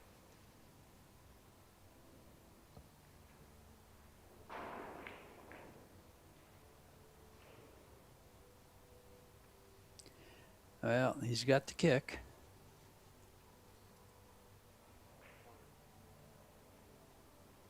He's called. Oh, he's playing it off the 3 to the corner pocket with a kick. Playing the 2 ball. Is that a direct? But can you see it? Yeah, a he bit of an can see illusion it. here, but has a lane. Just a Oh, save, nicely played. but yeah, lucky to really be able to see any of it there and just come up with a good shot I here. thought he was blocked. It sure looked like it.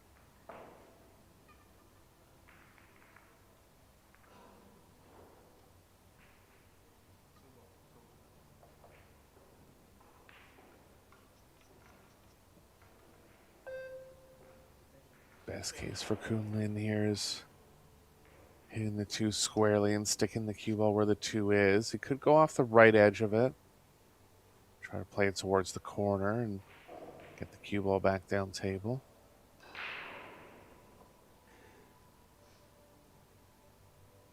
He's going to go 2 rails, actually. Better chance to kick safe here.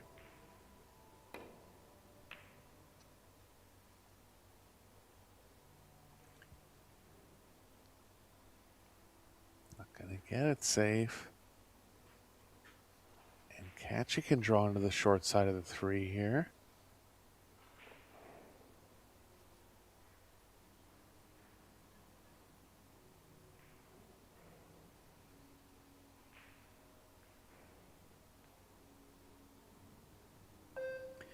Just laid up for him, I tell you.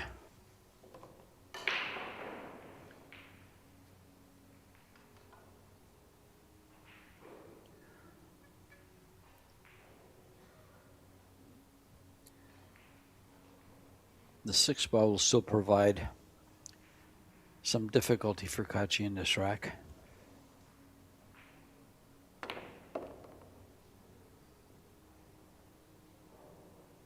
Good recovery shot there. There is room if he gets right over where he's looking right now to be able to pocket the 6. He can go 2 rails forward from that position to play the 7 in the same pocket.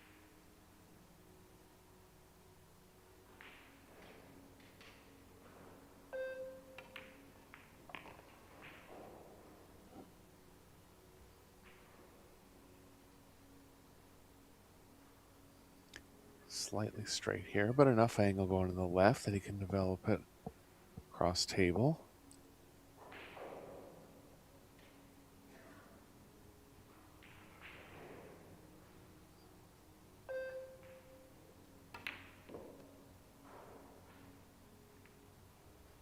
I had a feeling he might try to open it up, and he has perfectly. Much easier position on the 7 now.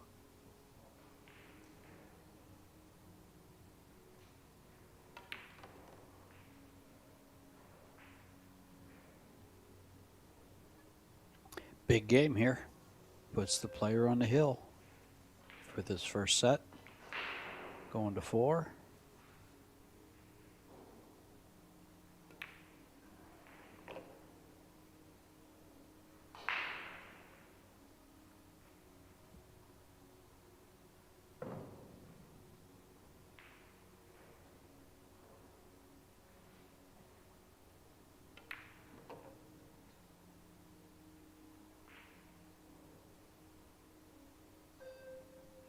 Straight on the 9 will lead to straight on the 10.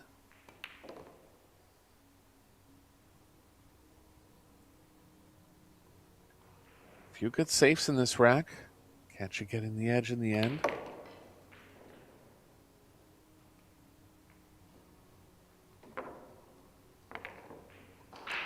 And down goes that game, and 3-2. Kachi leads, racing to 4. Shot from the 5 to the 6, making that rack look pretty simple towards the end there.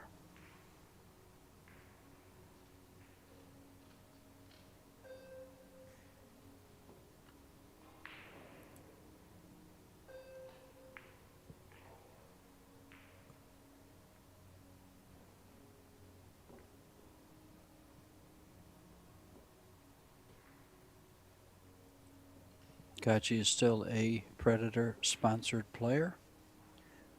Wu, I believe, plays with the ZenQ.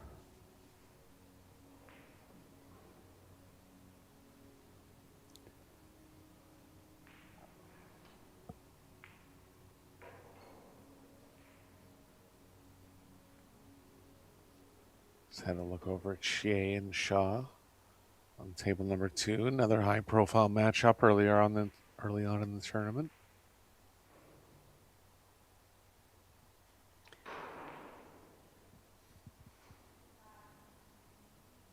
Catchy back to the middle now, so looking for the win here.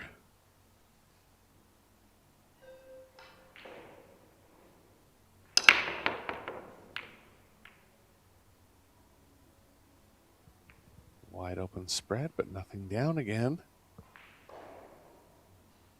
6 is going to tie up with the 7, still spinning down there.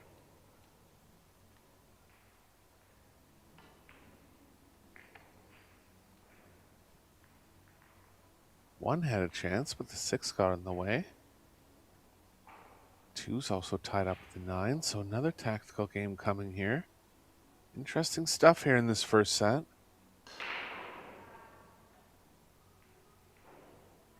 Yeah, you would expect Kachi to be, try to make this wide open play, but there's been a lot of tactical play. And their kick shots have been on point. Gotten kick saved several times by both players.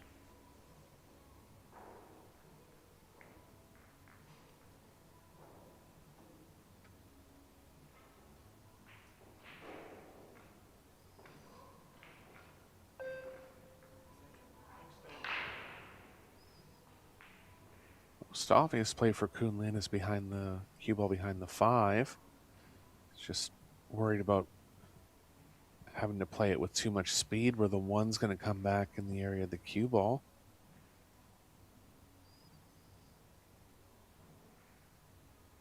I think it's there. I'm surprised he's considering anything else. He's trying to play the cue ball behind the 3 here.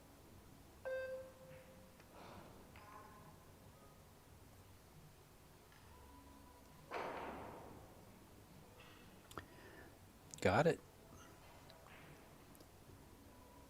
No future for the 1 ball. 6 goal.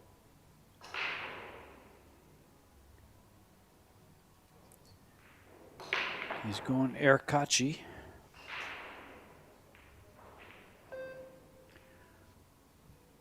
I believe he called it to the left-hand corner in case it goes off the 5. Or is he cutting the straw? He's banking it over. Made the ball. Ooh. Opened everything up there. Sure did.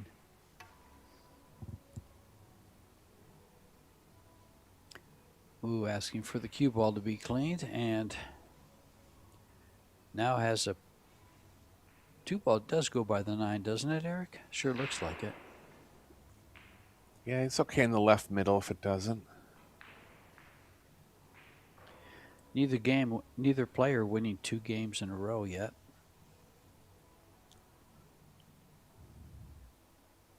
They've traded games from the beginning.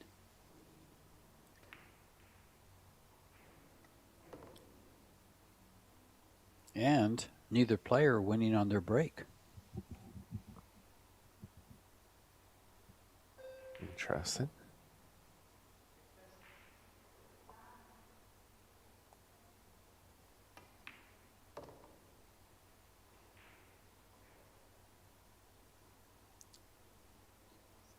little short of pace, but he's actually pretty good here.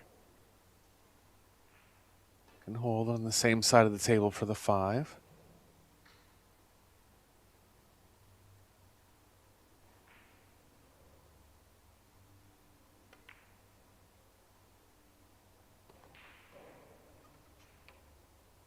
Eight's available into the bottom right or the right middle.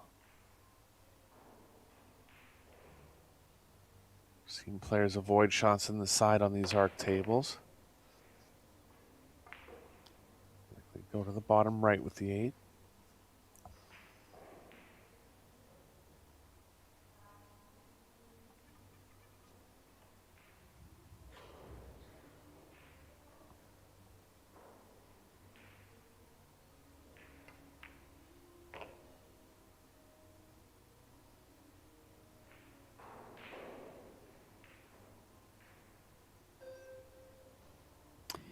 This is kind of an interesting match so far, Eric. Neither player winning on the break. Neither player winning any games in a row there. I think it's going to change in the second set. I think somebody's going to take control of this match in the second set.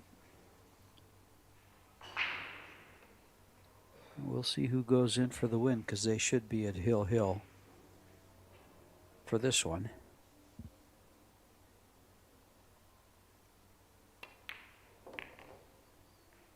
Yeah, it'd be interesting to see the break success totals. I believe they're both under 50%.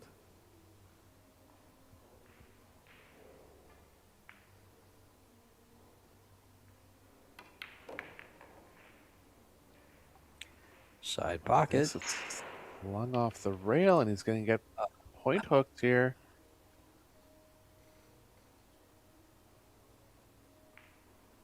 Fortunate not to scratch. Looks like he's banking the ball. Or can he see it? It looks like he's going to try to spin around. Yeah, just a small swerve here. He's got a chance to make it still. No good. No. Nope. Big turnaround in the first set here. Big break for Kachi there. Instead of Hill, he takes the set 4 games to 3. 2, I'm sorry, 4 games to 2. I was giving him a game on that the last one. That's a tough break there. The frustration of ending up there is just, it's tough to deal with sometimes. Yeah, the only thing I would say is it wasn't coming in that sharp. I mean, he could have managed it a little better at the angle it was coming at if he kind of knew it was going that way, playing from the middle of the rail over there. But anytime you get right behind the point, you just know that's not going to happen that often. Eklund's going to go for a break here. We're going to take a quick break ourselves and move back for set number 2.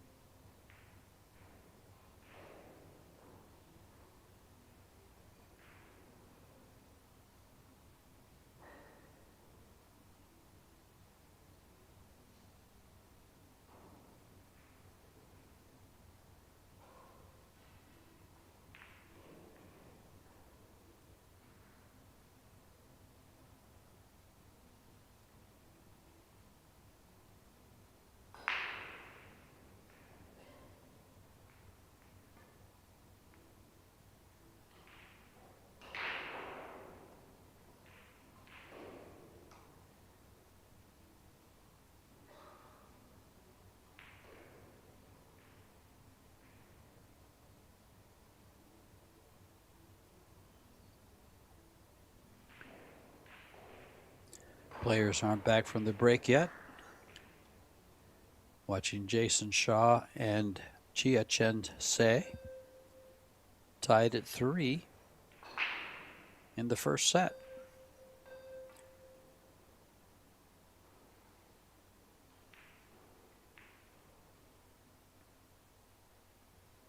Just waiting for Kachi to return to the arena here, but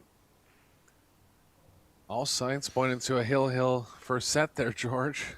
Unexpected. This sure was. It sure was. Just that being hooked by the point. Fortunate not to scratch, unfortunate to get hooked. It looks like Kachi's making his way back. And Kachi will be breaking to open up set number 2. Wu winning the lag. So if it goes to a third set, he will be breaking for that set. And of course, if they are tied at the end of the third set, it will be going to a shootout. And if you just joined us, this is Wu Kun Lin and Eklund Kachi in the winners round 1 match. This is George Teixeira, joined by Eric Horlifson, bringing you the live action from St. Johann in Pongau in Austria.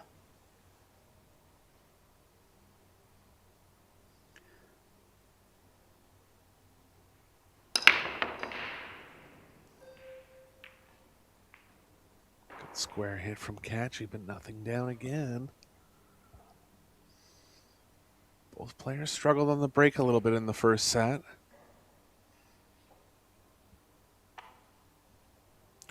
Yeah, they only had, looking at those stats that were put up, Ku with 2 missed shots and Kachi with 1. Their safety efficiencies, Kachi got the better of it, 5-2. Safety returns, excuse me. Kachi had 5, Wu had 2. Their efficiencies, again, Kachi did a better job at 86% to 56%. And the break success at 0% for Kachi. 0 for 4 on the break thus far. And as you mentioned, I think all the way through the first set, the non-breaking player won the rack. Yeah, with the exception of the last game, and it would have held up to that, except that Wu got hooked on the 10 ball.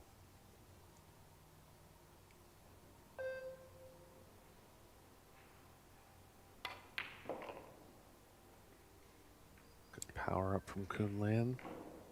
Didn't want to hit the 3. Still gonna have safe options here.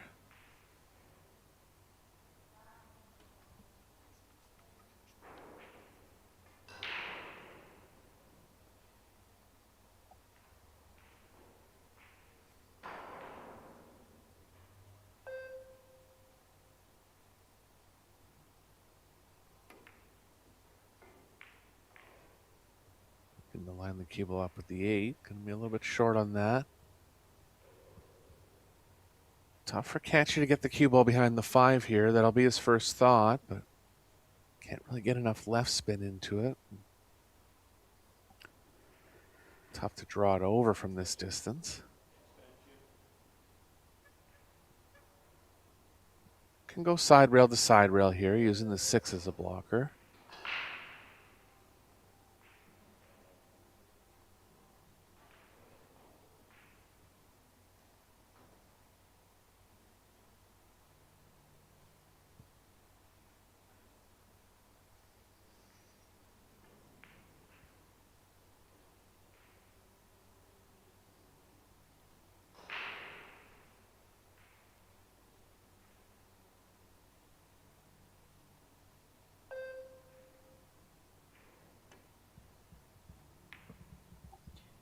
Trying to get behind, as you said, side rail to side rail. Used the 6 and found cover. Yeah, good speed there from Kachi. Both players using wood cues. A little rare to Interesting. see. It is. Yeah.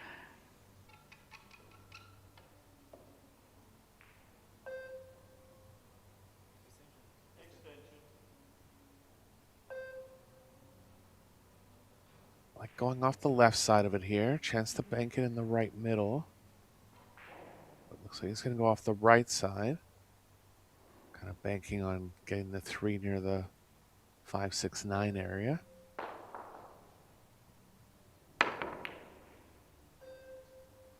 Uh-oh. That's gone wrong. Another costly mistake by Wu in game number 1 of the second set.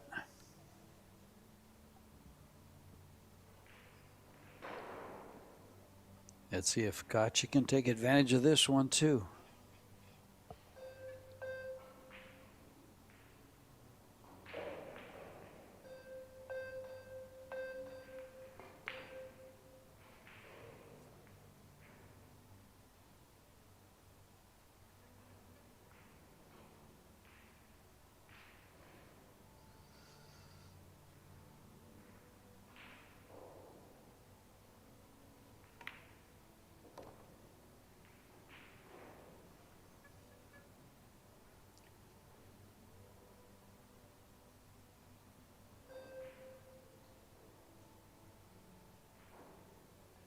Pretty straightforward run out here.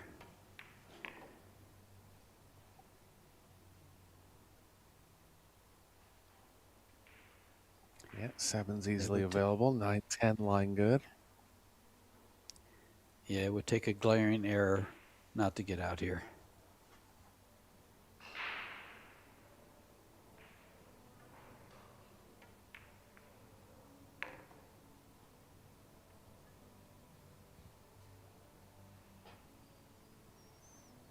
Catchy's still playing with the longer extension. Looks like an 8-inch one on the back there. One of the few players to stick with it since a couple players gave it a shot. See a lot of players still putting a like 2-inch extension on, but not as long as what Catchy has. Well, he's also 6'5", Eric, and you know all about that because you're up in the same area, aren't you? Yeah. Yeah, he's got a bigger wingspan.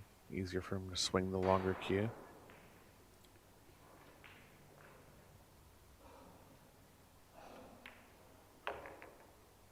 Nice on shots like that where you don't have to go back to your chair and kind of put an extra extender on.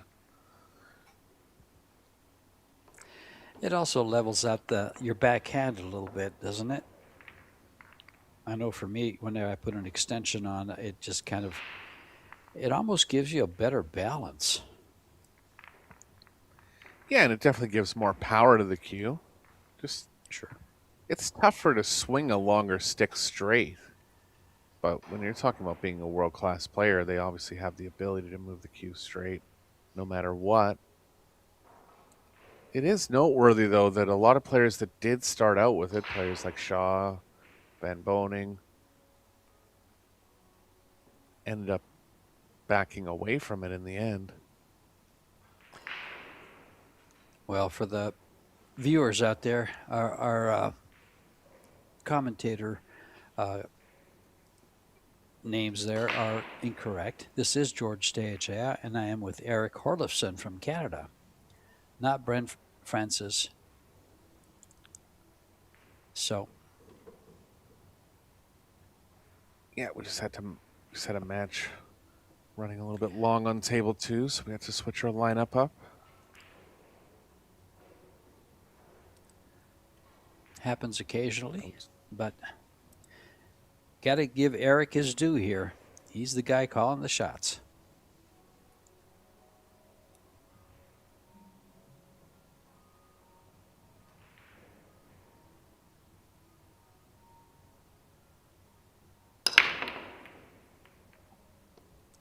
Catchy 10 ball from on the side break. rail again, but yeah, kicked in this time. Still gonna go in about 5 breaks in without a successful break. Seen that 10 ball track that way a couple times, George. Have you? Yeah. Well, here's an opportunity for Wu. Make up for his last last error that cost him that last game.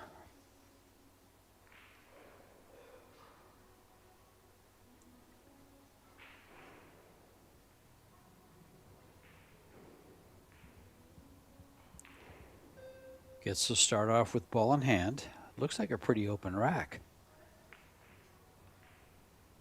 You see any problems here, Eric? Just wondering if he was going to play the 2-4 combo off the first shot. Still might consider it. Looks like he's looking over to get into the short side of the 2. Probably a little safer. First 3 balls are going to be the toughest here. I actually like getting on the 2-ball for the side pocket on the left.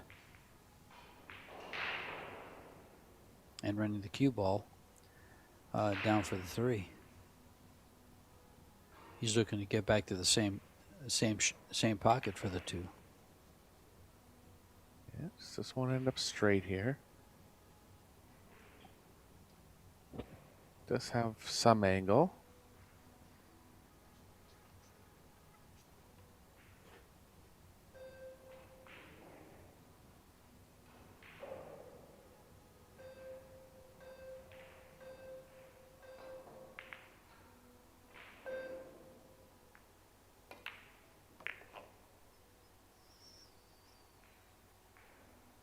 Nicely avoids the balls in the middle of the table. Have to avoid them again coming back from the 4, but there's space between the 9-10.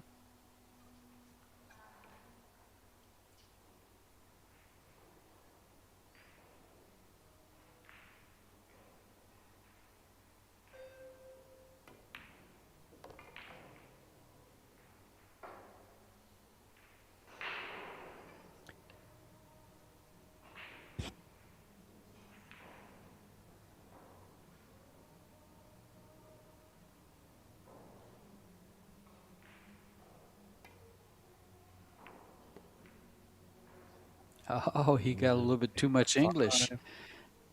Yeah, he spun right into the 5. He didn't intend to. He wanted to come by it. Just a couple missteps now from Kunlin. You wouldn't normally see.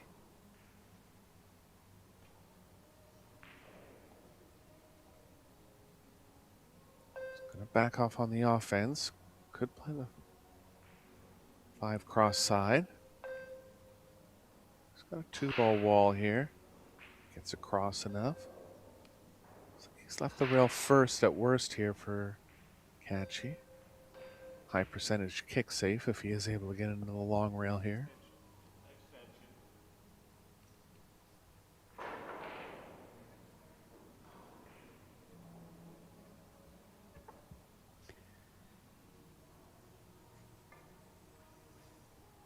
He might even have the left edge, George.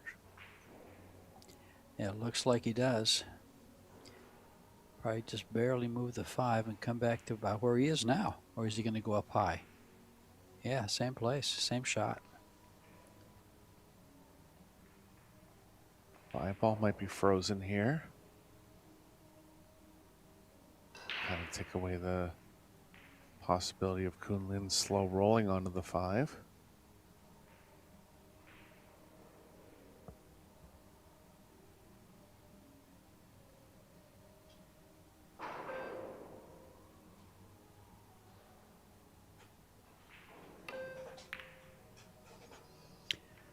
Nice hit. Will it pay off?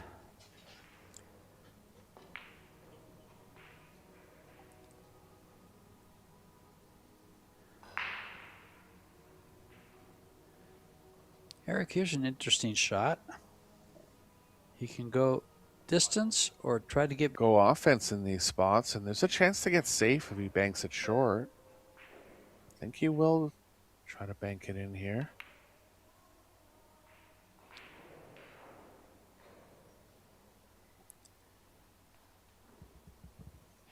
That was a good two-way. Yeah.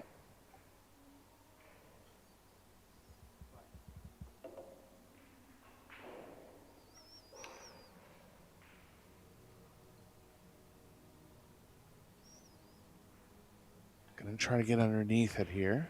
Stick the cue ball where the 5 is.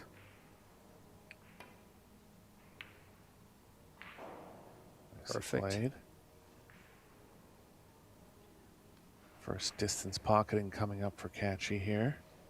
Consider him a favorite, but it's been mostly shorter shots in this match so far.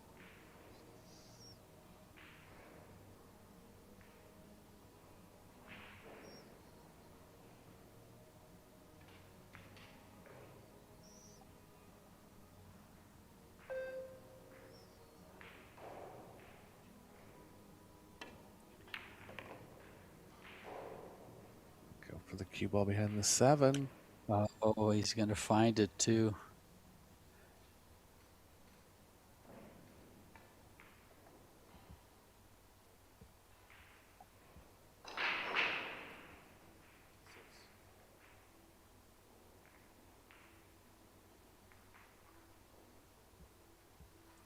Just that little bit of English.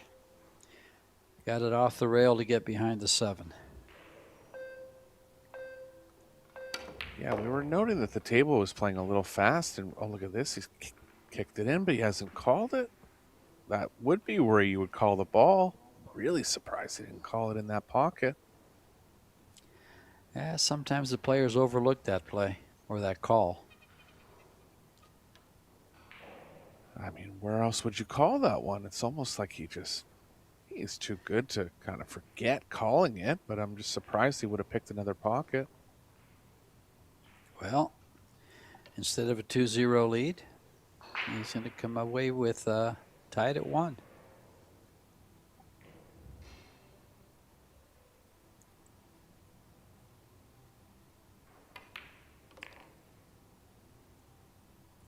And Wu is the beneficiary of a, would you call that a mental error?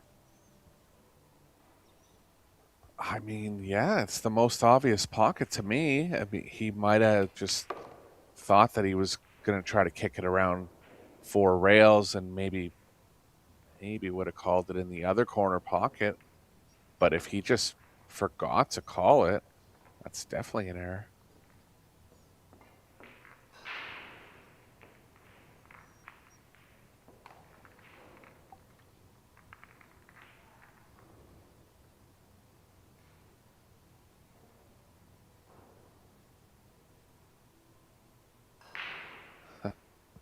Can't tell by the look on his face, but he definitely knew that possibly made an error there.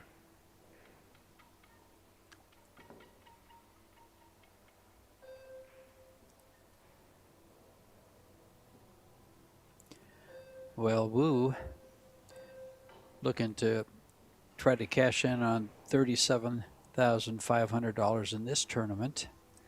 And with Han Yu as a partner, looking at a $40,000 payday if they can take down the mixed doubles.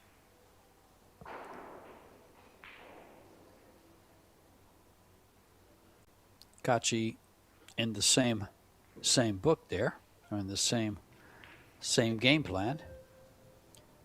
And he is paired with Christina Tkach.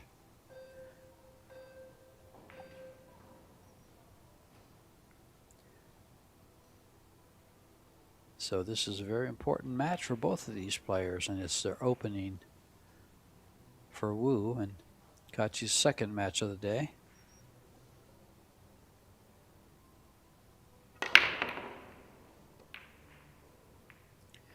There's that 10 ball to the same pocket, Eric, you just mentioned.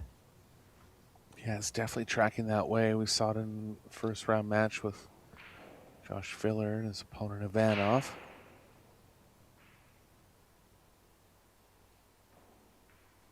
He's got a ball down on the side, nothing on the 1.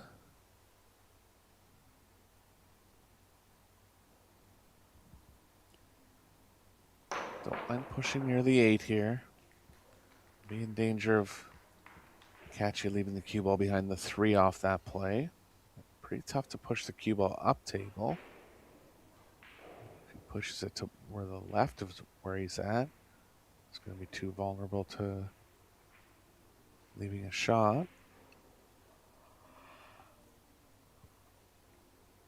This is a tough push.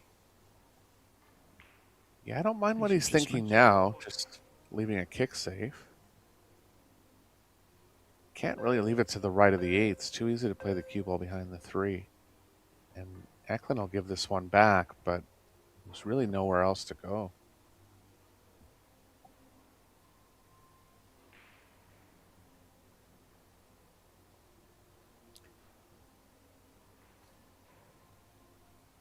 That's a long jump. It's a bit of a cut. Cue ball will travel if he jumps it and makes it.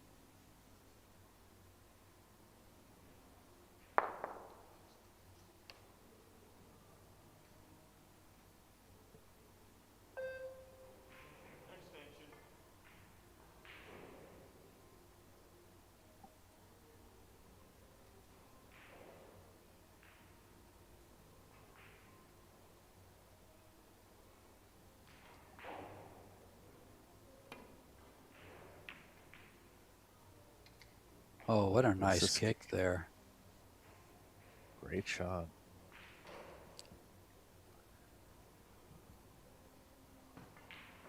Left it in a spot where Eklund pretty much had to give it back. Put himself in an underdog position, came up with a great shot.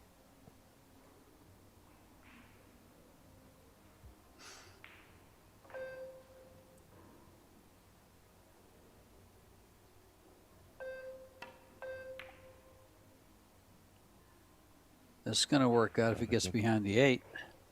Oh.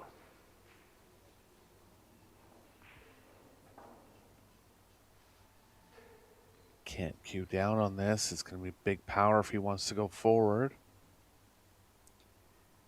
He's going to have to settle for just making the ball and then playing safe off the 2. I don't know that he can play position for this 2-ball, can he, Eric? That's a lot. Yeah, you'd want to have the left side of the ball, but he doesn't have enough of it. He went rail first.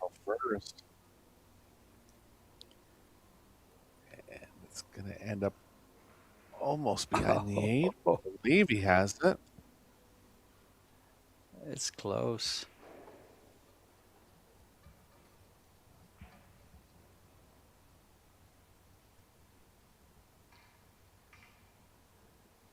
Oh, Kachi has an open shot.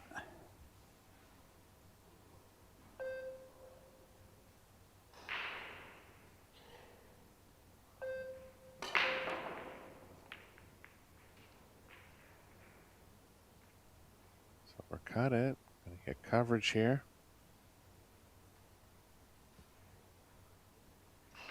Similar spot that Kunlin was in 2 shots ago. Doesn't really have the short rail for a kick this time.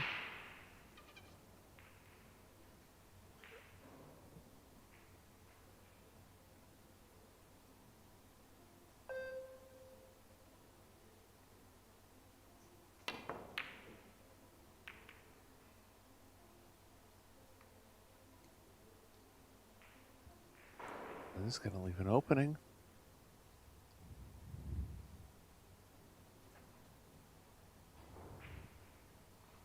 See if Kachi tries to run the 5 and the 8 here. A lot happening with this cue ball. Yeah, exactly, Eric.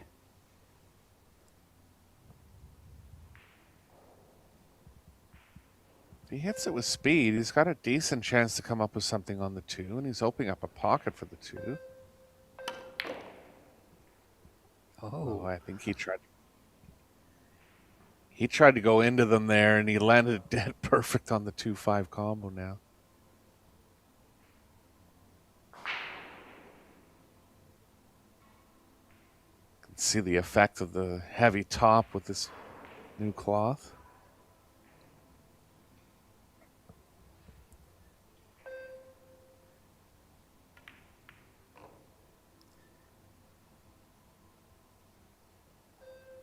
Needs enough of the 2 here. Doesn't look like he has it, but he does.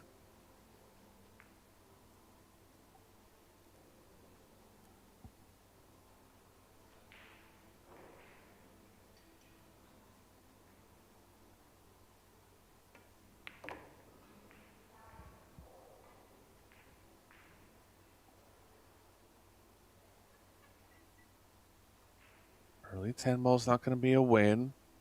He's going to be able to control the 6 nicely over the bottom left.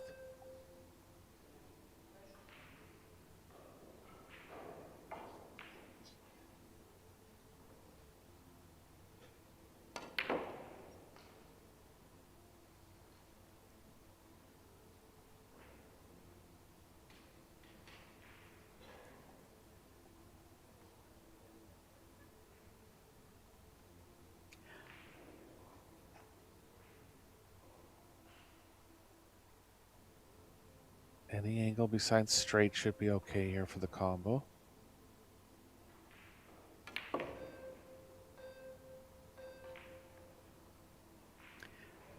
Perfect angle to come over towards the 8 with the cue ball for position on the 6.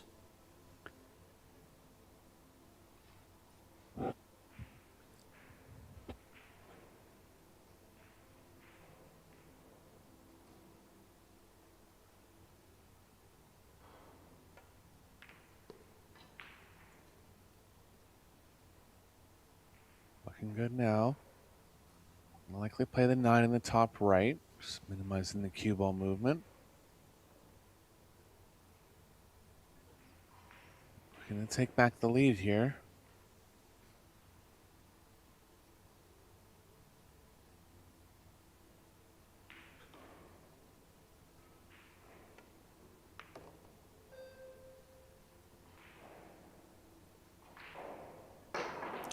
Oh, he got perfect here. A little bit of an angle to go up closer to the 9. And get a really nice angle. Oh. That went all the way above it. No reason not to, really. Pocketing was easy.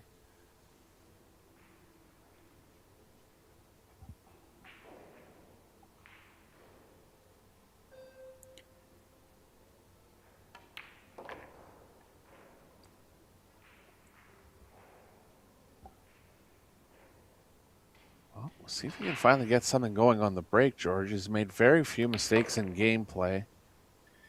Kunlin's come with a couple good shots, just a few random errors.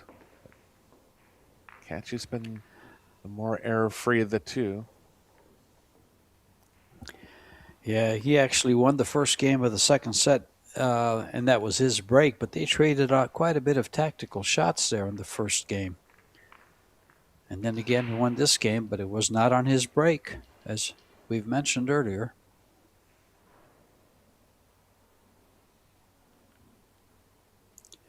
Let's see how he does on this break.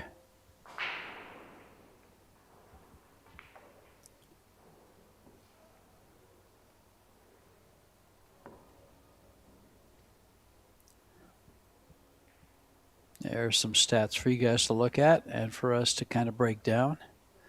Time at the table is pretty even for the match, and the score reflects that. Break success again. It's only Wu making balls.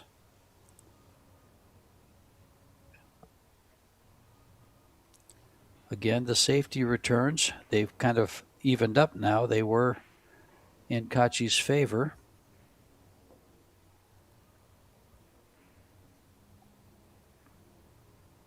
Yeah, Kachi with a little edge in the overall safe percentage. Doesn't really seem like Kunlin's played weak safe overall, but down at 62% there, a little bit low. Kachi up at 92. Again, he just can't find something, George.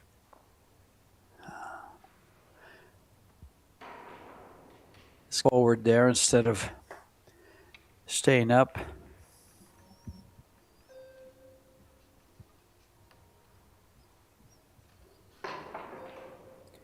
Yeah, that wasn't a real square hit. Went off to the side. Caught some top on it as well.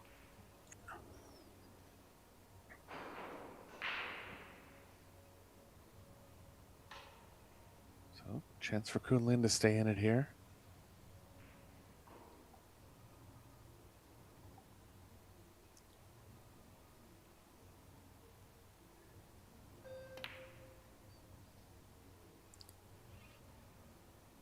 Tried that ball. got safer with the cue ball if he really wasn't going all in there and missed it by half a diamond.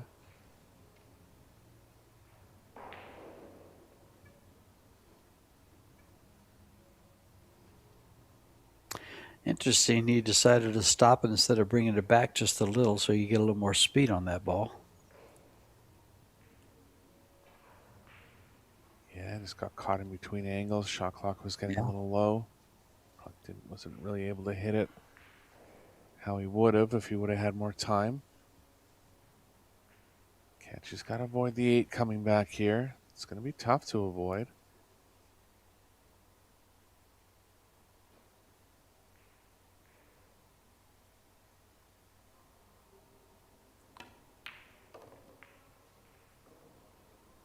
Just got inside it. Nicely played, and he's got the edge now in rack number 4 and set number 2. This will give him a big lead in the overall match.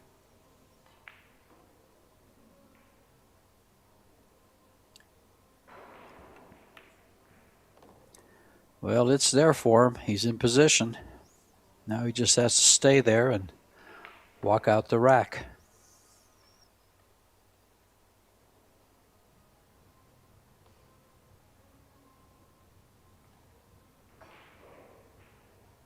Six to the 7 is going to be the only movement. 9 to the 10, but that'll be easy. Don't any other balls on the table at that point. He can just stay above the 7. He doesn't have to play the cue ball all the way down to the short rail. 7's off the rail enough.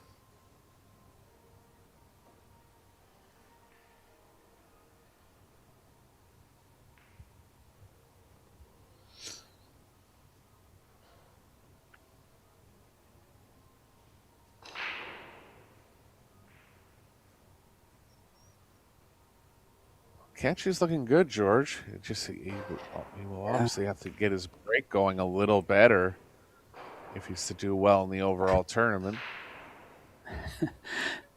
You know, Eric, as you say that, I sat there and the first thing that came to mind was a little better. He's going to have to do a lot better. He's at 0%. Yeah, better than 0. Yeah. But that's the only thing holding him back from running away with this match right here. Found a way to get underneath. Oh. It. Nice and comfortable now.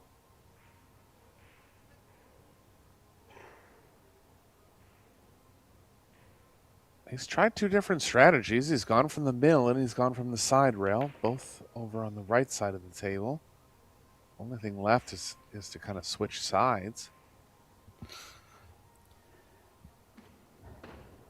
Maybe speed. Yeah. He likes the full throttle, I know that. Yeah, he does. Yeah.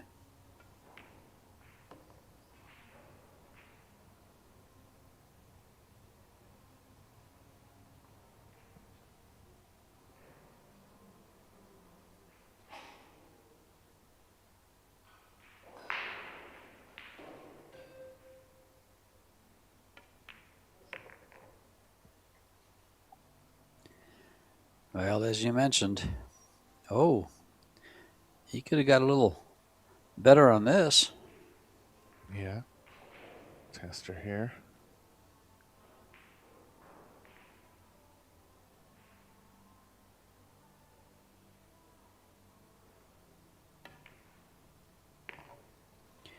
Not a problem. And the score does go 3-1. Racing to 4 to close out the match. Kachi will be breaking.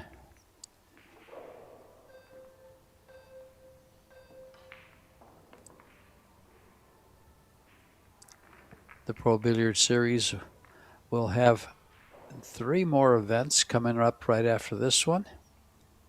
There's 5 more events scheduled, 2 in the U.S., 3 overseas.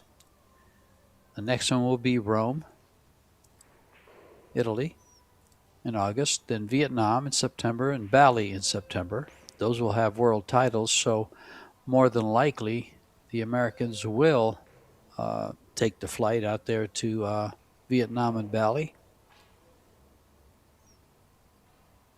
as the World 10 Ball. That's the one title that SVB has been chasing for a while now. It's the only thing that's lacking in his resume.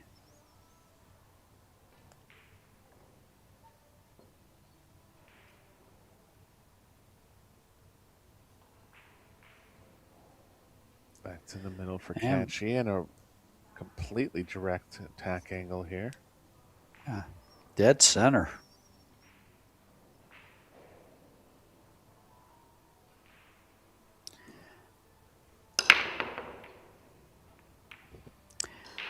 He hit that as good as it can be hit. There goes the 8. He's got a shot on the 1. Yeah, finally the 4-railer going down for Catchy here.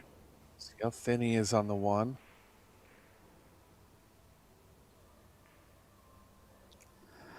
I like his cue ball on the break too, Eric. Never Very got nice, touched. Yeah. Yeah. Well, that's the one that Shane Van Boning kind of patented when he was really in his prime, breaking in his prime. He's still there. I mean, he still hits the break great. But if you're able, it's way harder than it looks, but if you're able to bring the cue ball back to the head string, the way the balls track around the table, it doesn't really cross that area, so it doesn't get kicked as much. Shane was so good at that 5-10 years ago.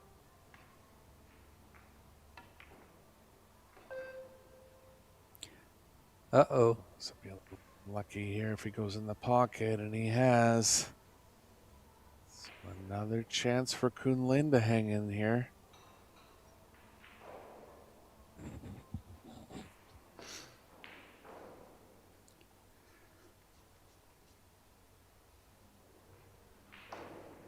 Finally had some success on the break, and he lost it on the position play.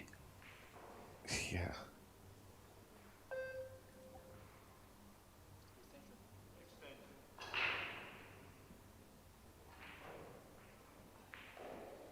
Five's available on the top right. See what he's forced to do with the 4 here, but if he has to play a combo, that'll be okay.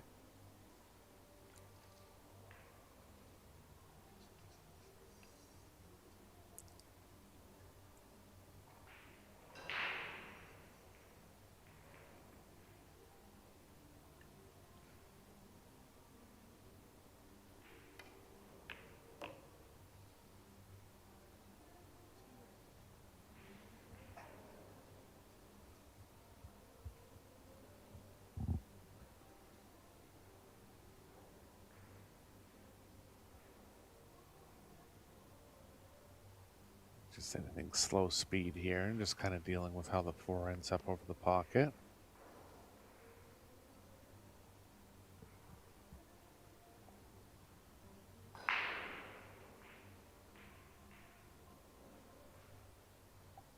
Shot clock stops while the referee spots the 10 ball.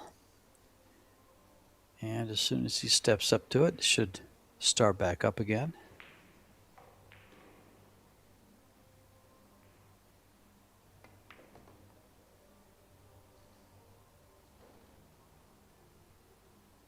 Want to be on the rail here. He is. If he follows It's it, the just- cue ball is going very near the left middle. You know, that's such a slight mistake, but it's a big one.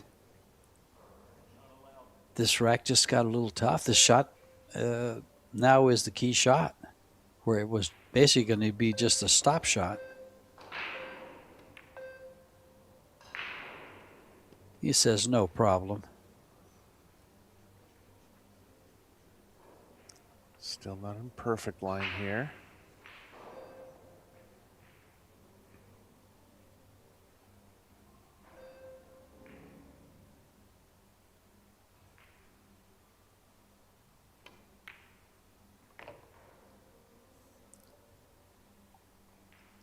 Good recovery. Now he's back on it.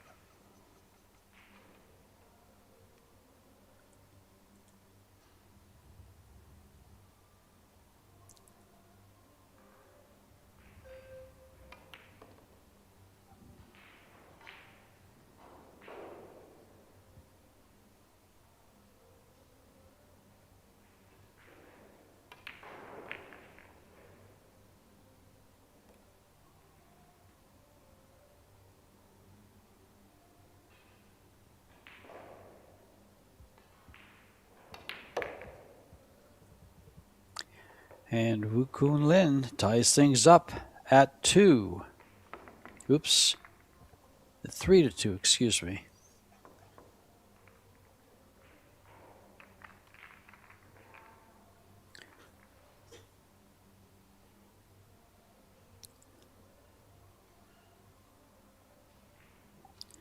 Now with his break success, see if he can tie this up at 3 and get that heel-heel match that he started out to try to go for in the first set. Yeah, he was one ball away from forcing the hill in the first set. That'll be long past his mind now. Some of the top players from Chinese Taipei and China there. Look at that murderer's row, George. Oh, it is. You have Cho Che-yu, Han Yu, and I believe that's Shui Xingshang. Or is I that? think it's Xia Wow, Liu that in is. the white. It's Xia Lu, yes. I'm sorry. It's Xia Lu. Yeah. World 9-ball And Xia- champions, world 10-ball champion. Jeez.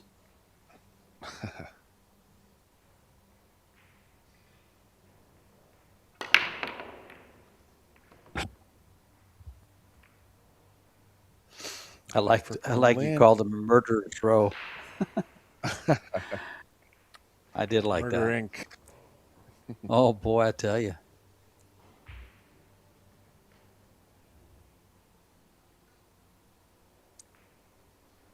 Oh, I didn't see the 6 go on the side, and Kunlin's on the 1.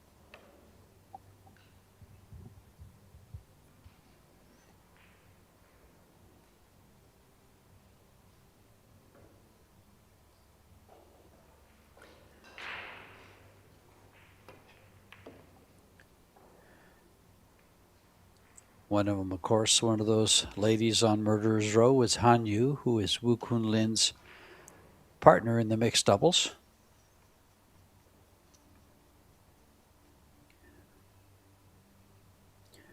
Cho Che-yu is playing with Federgorst, and Xia Lu is playing with Chia Chen Hsei.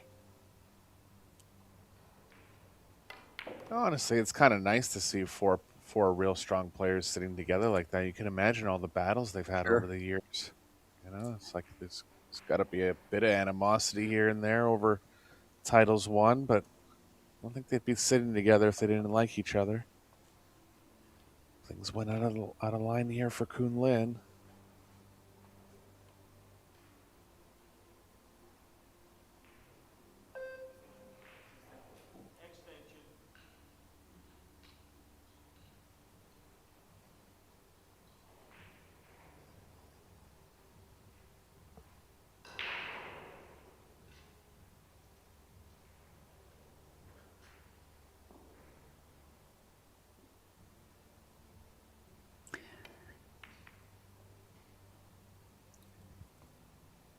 This early round Battle of Titans. The Monster from Taiwan and the Golden Eagle from Albania.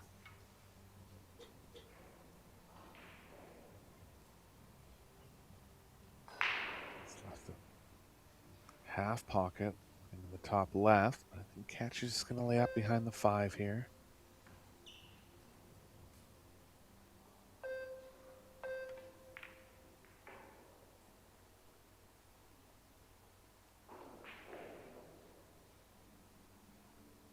Hasn't really been any glaring errors from Kun Lin. Not really any missed balls. Just a couple small misfortunes on position play.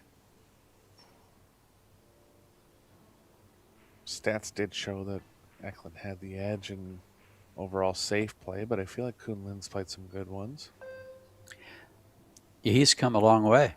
Yeah, the early stats showed a big advantage, but they tightened up. Well, this won't tighten things up. Yeah. Yeah. Chance for Catcher to take down the match now.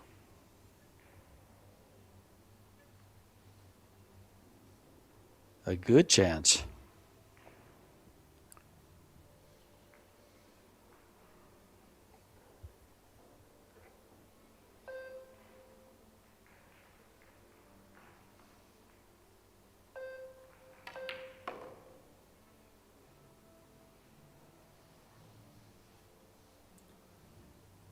I don't see anything holding him back here, Eric. Do you?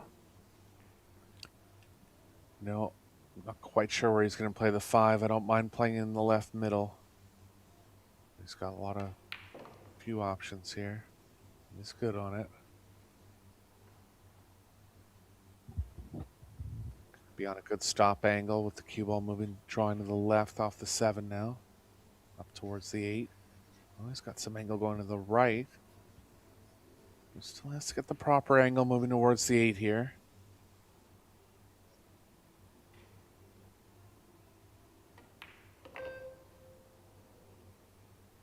He's got it. Strong match from both players. Players will be playing down to the final 32 single elimination stage. So Kunlin going to have to come with about 3 wins to get back to that stage. Katya will need just 1 more.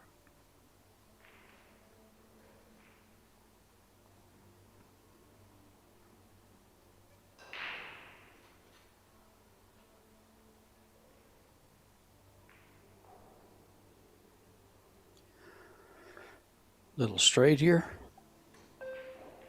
Yep, he's got the power back.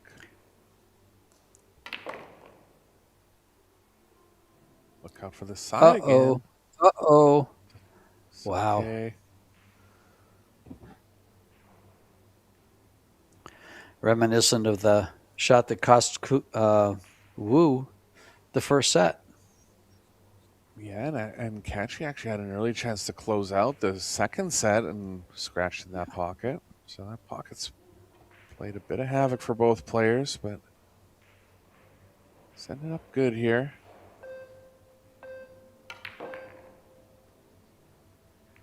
Oh, he's going to hit it and end up perfect.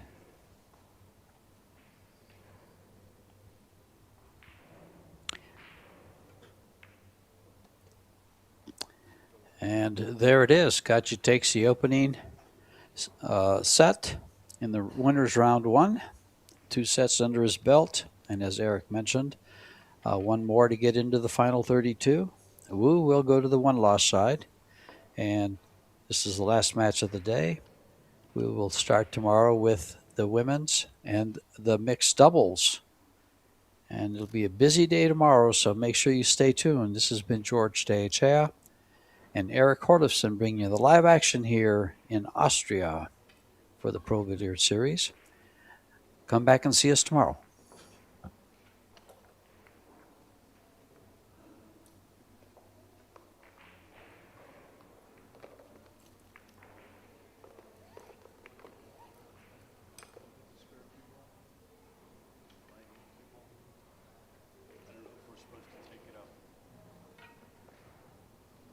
We can leave it.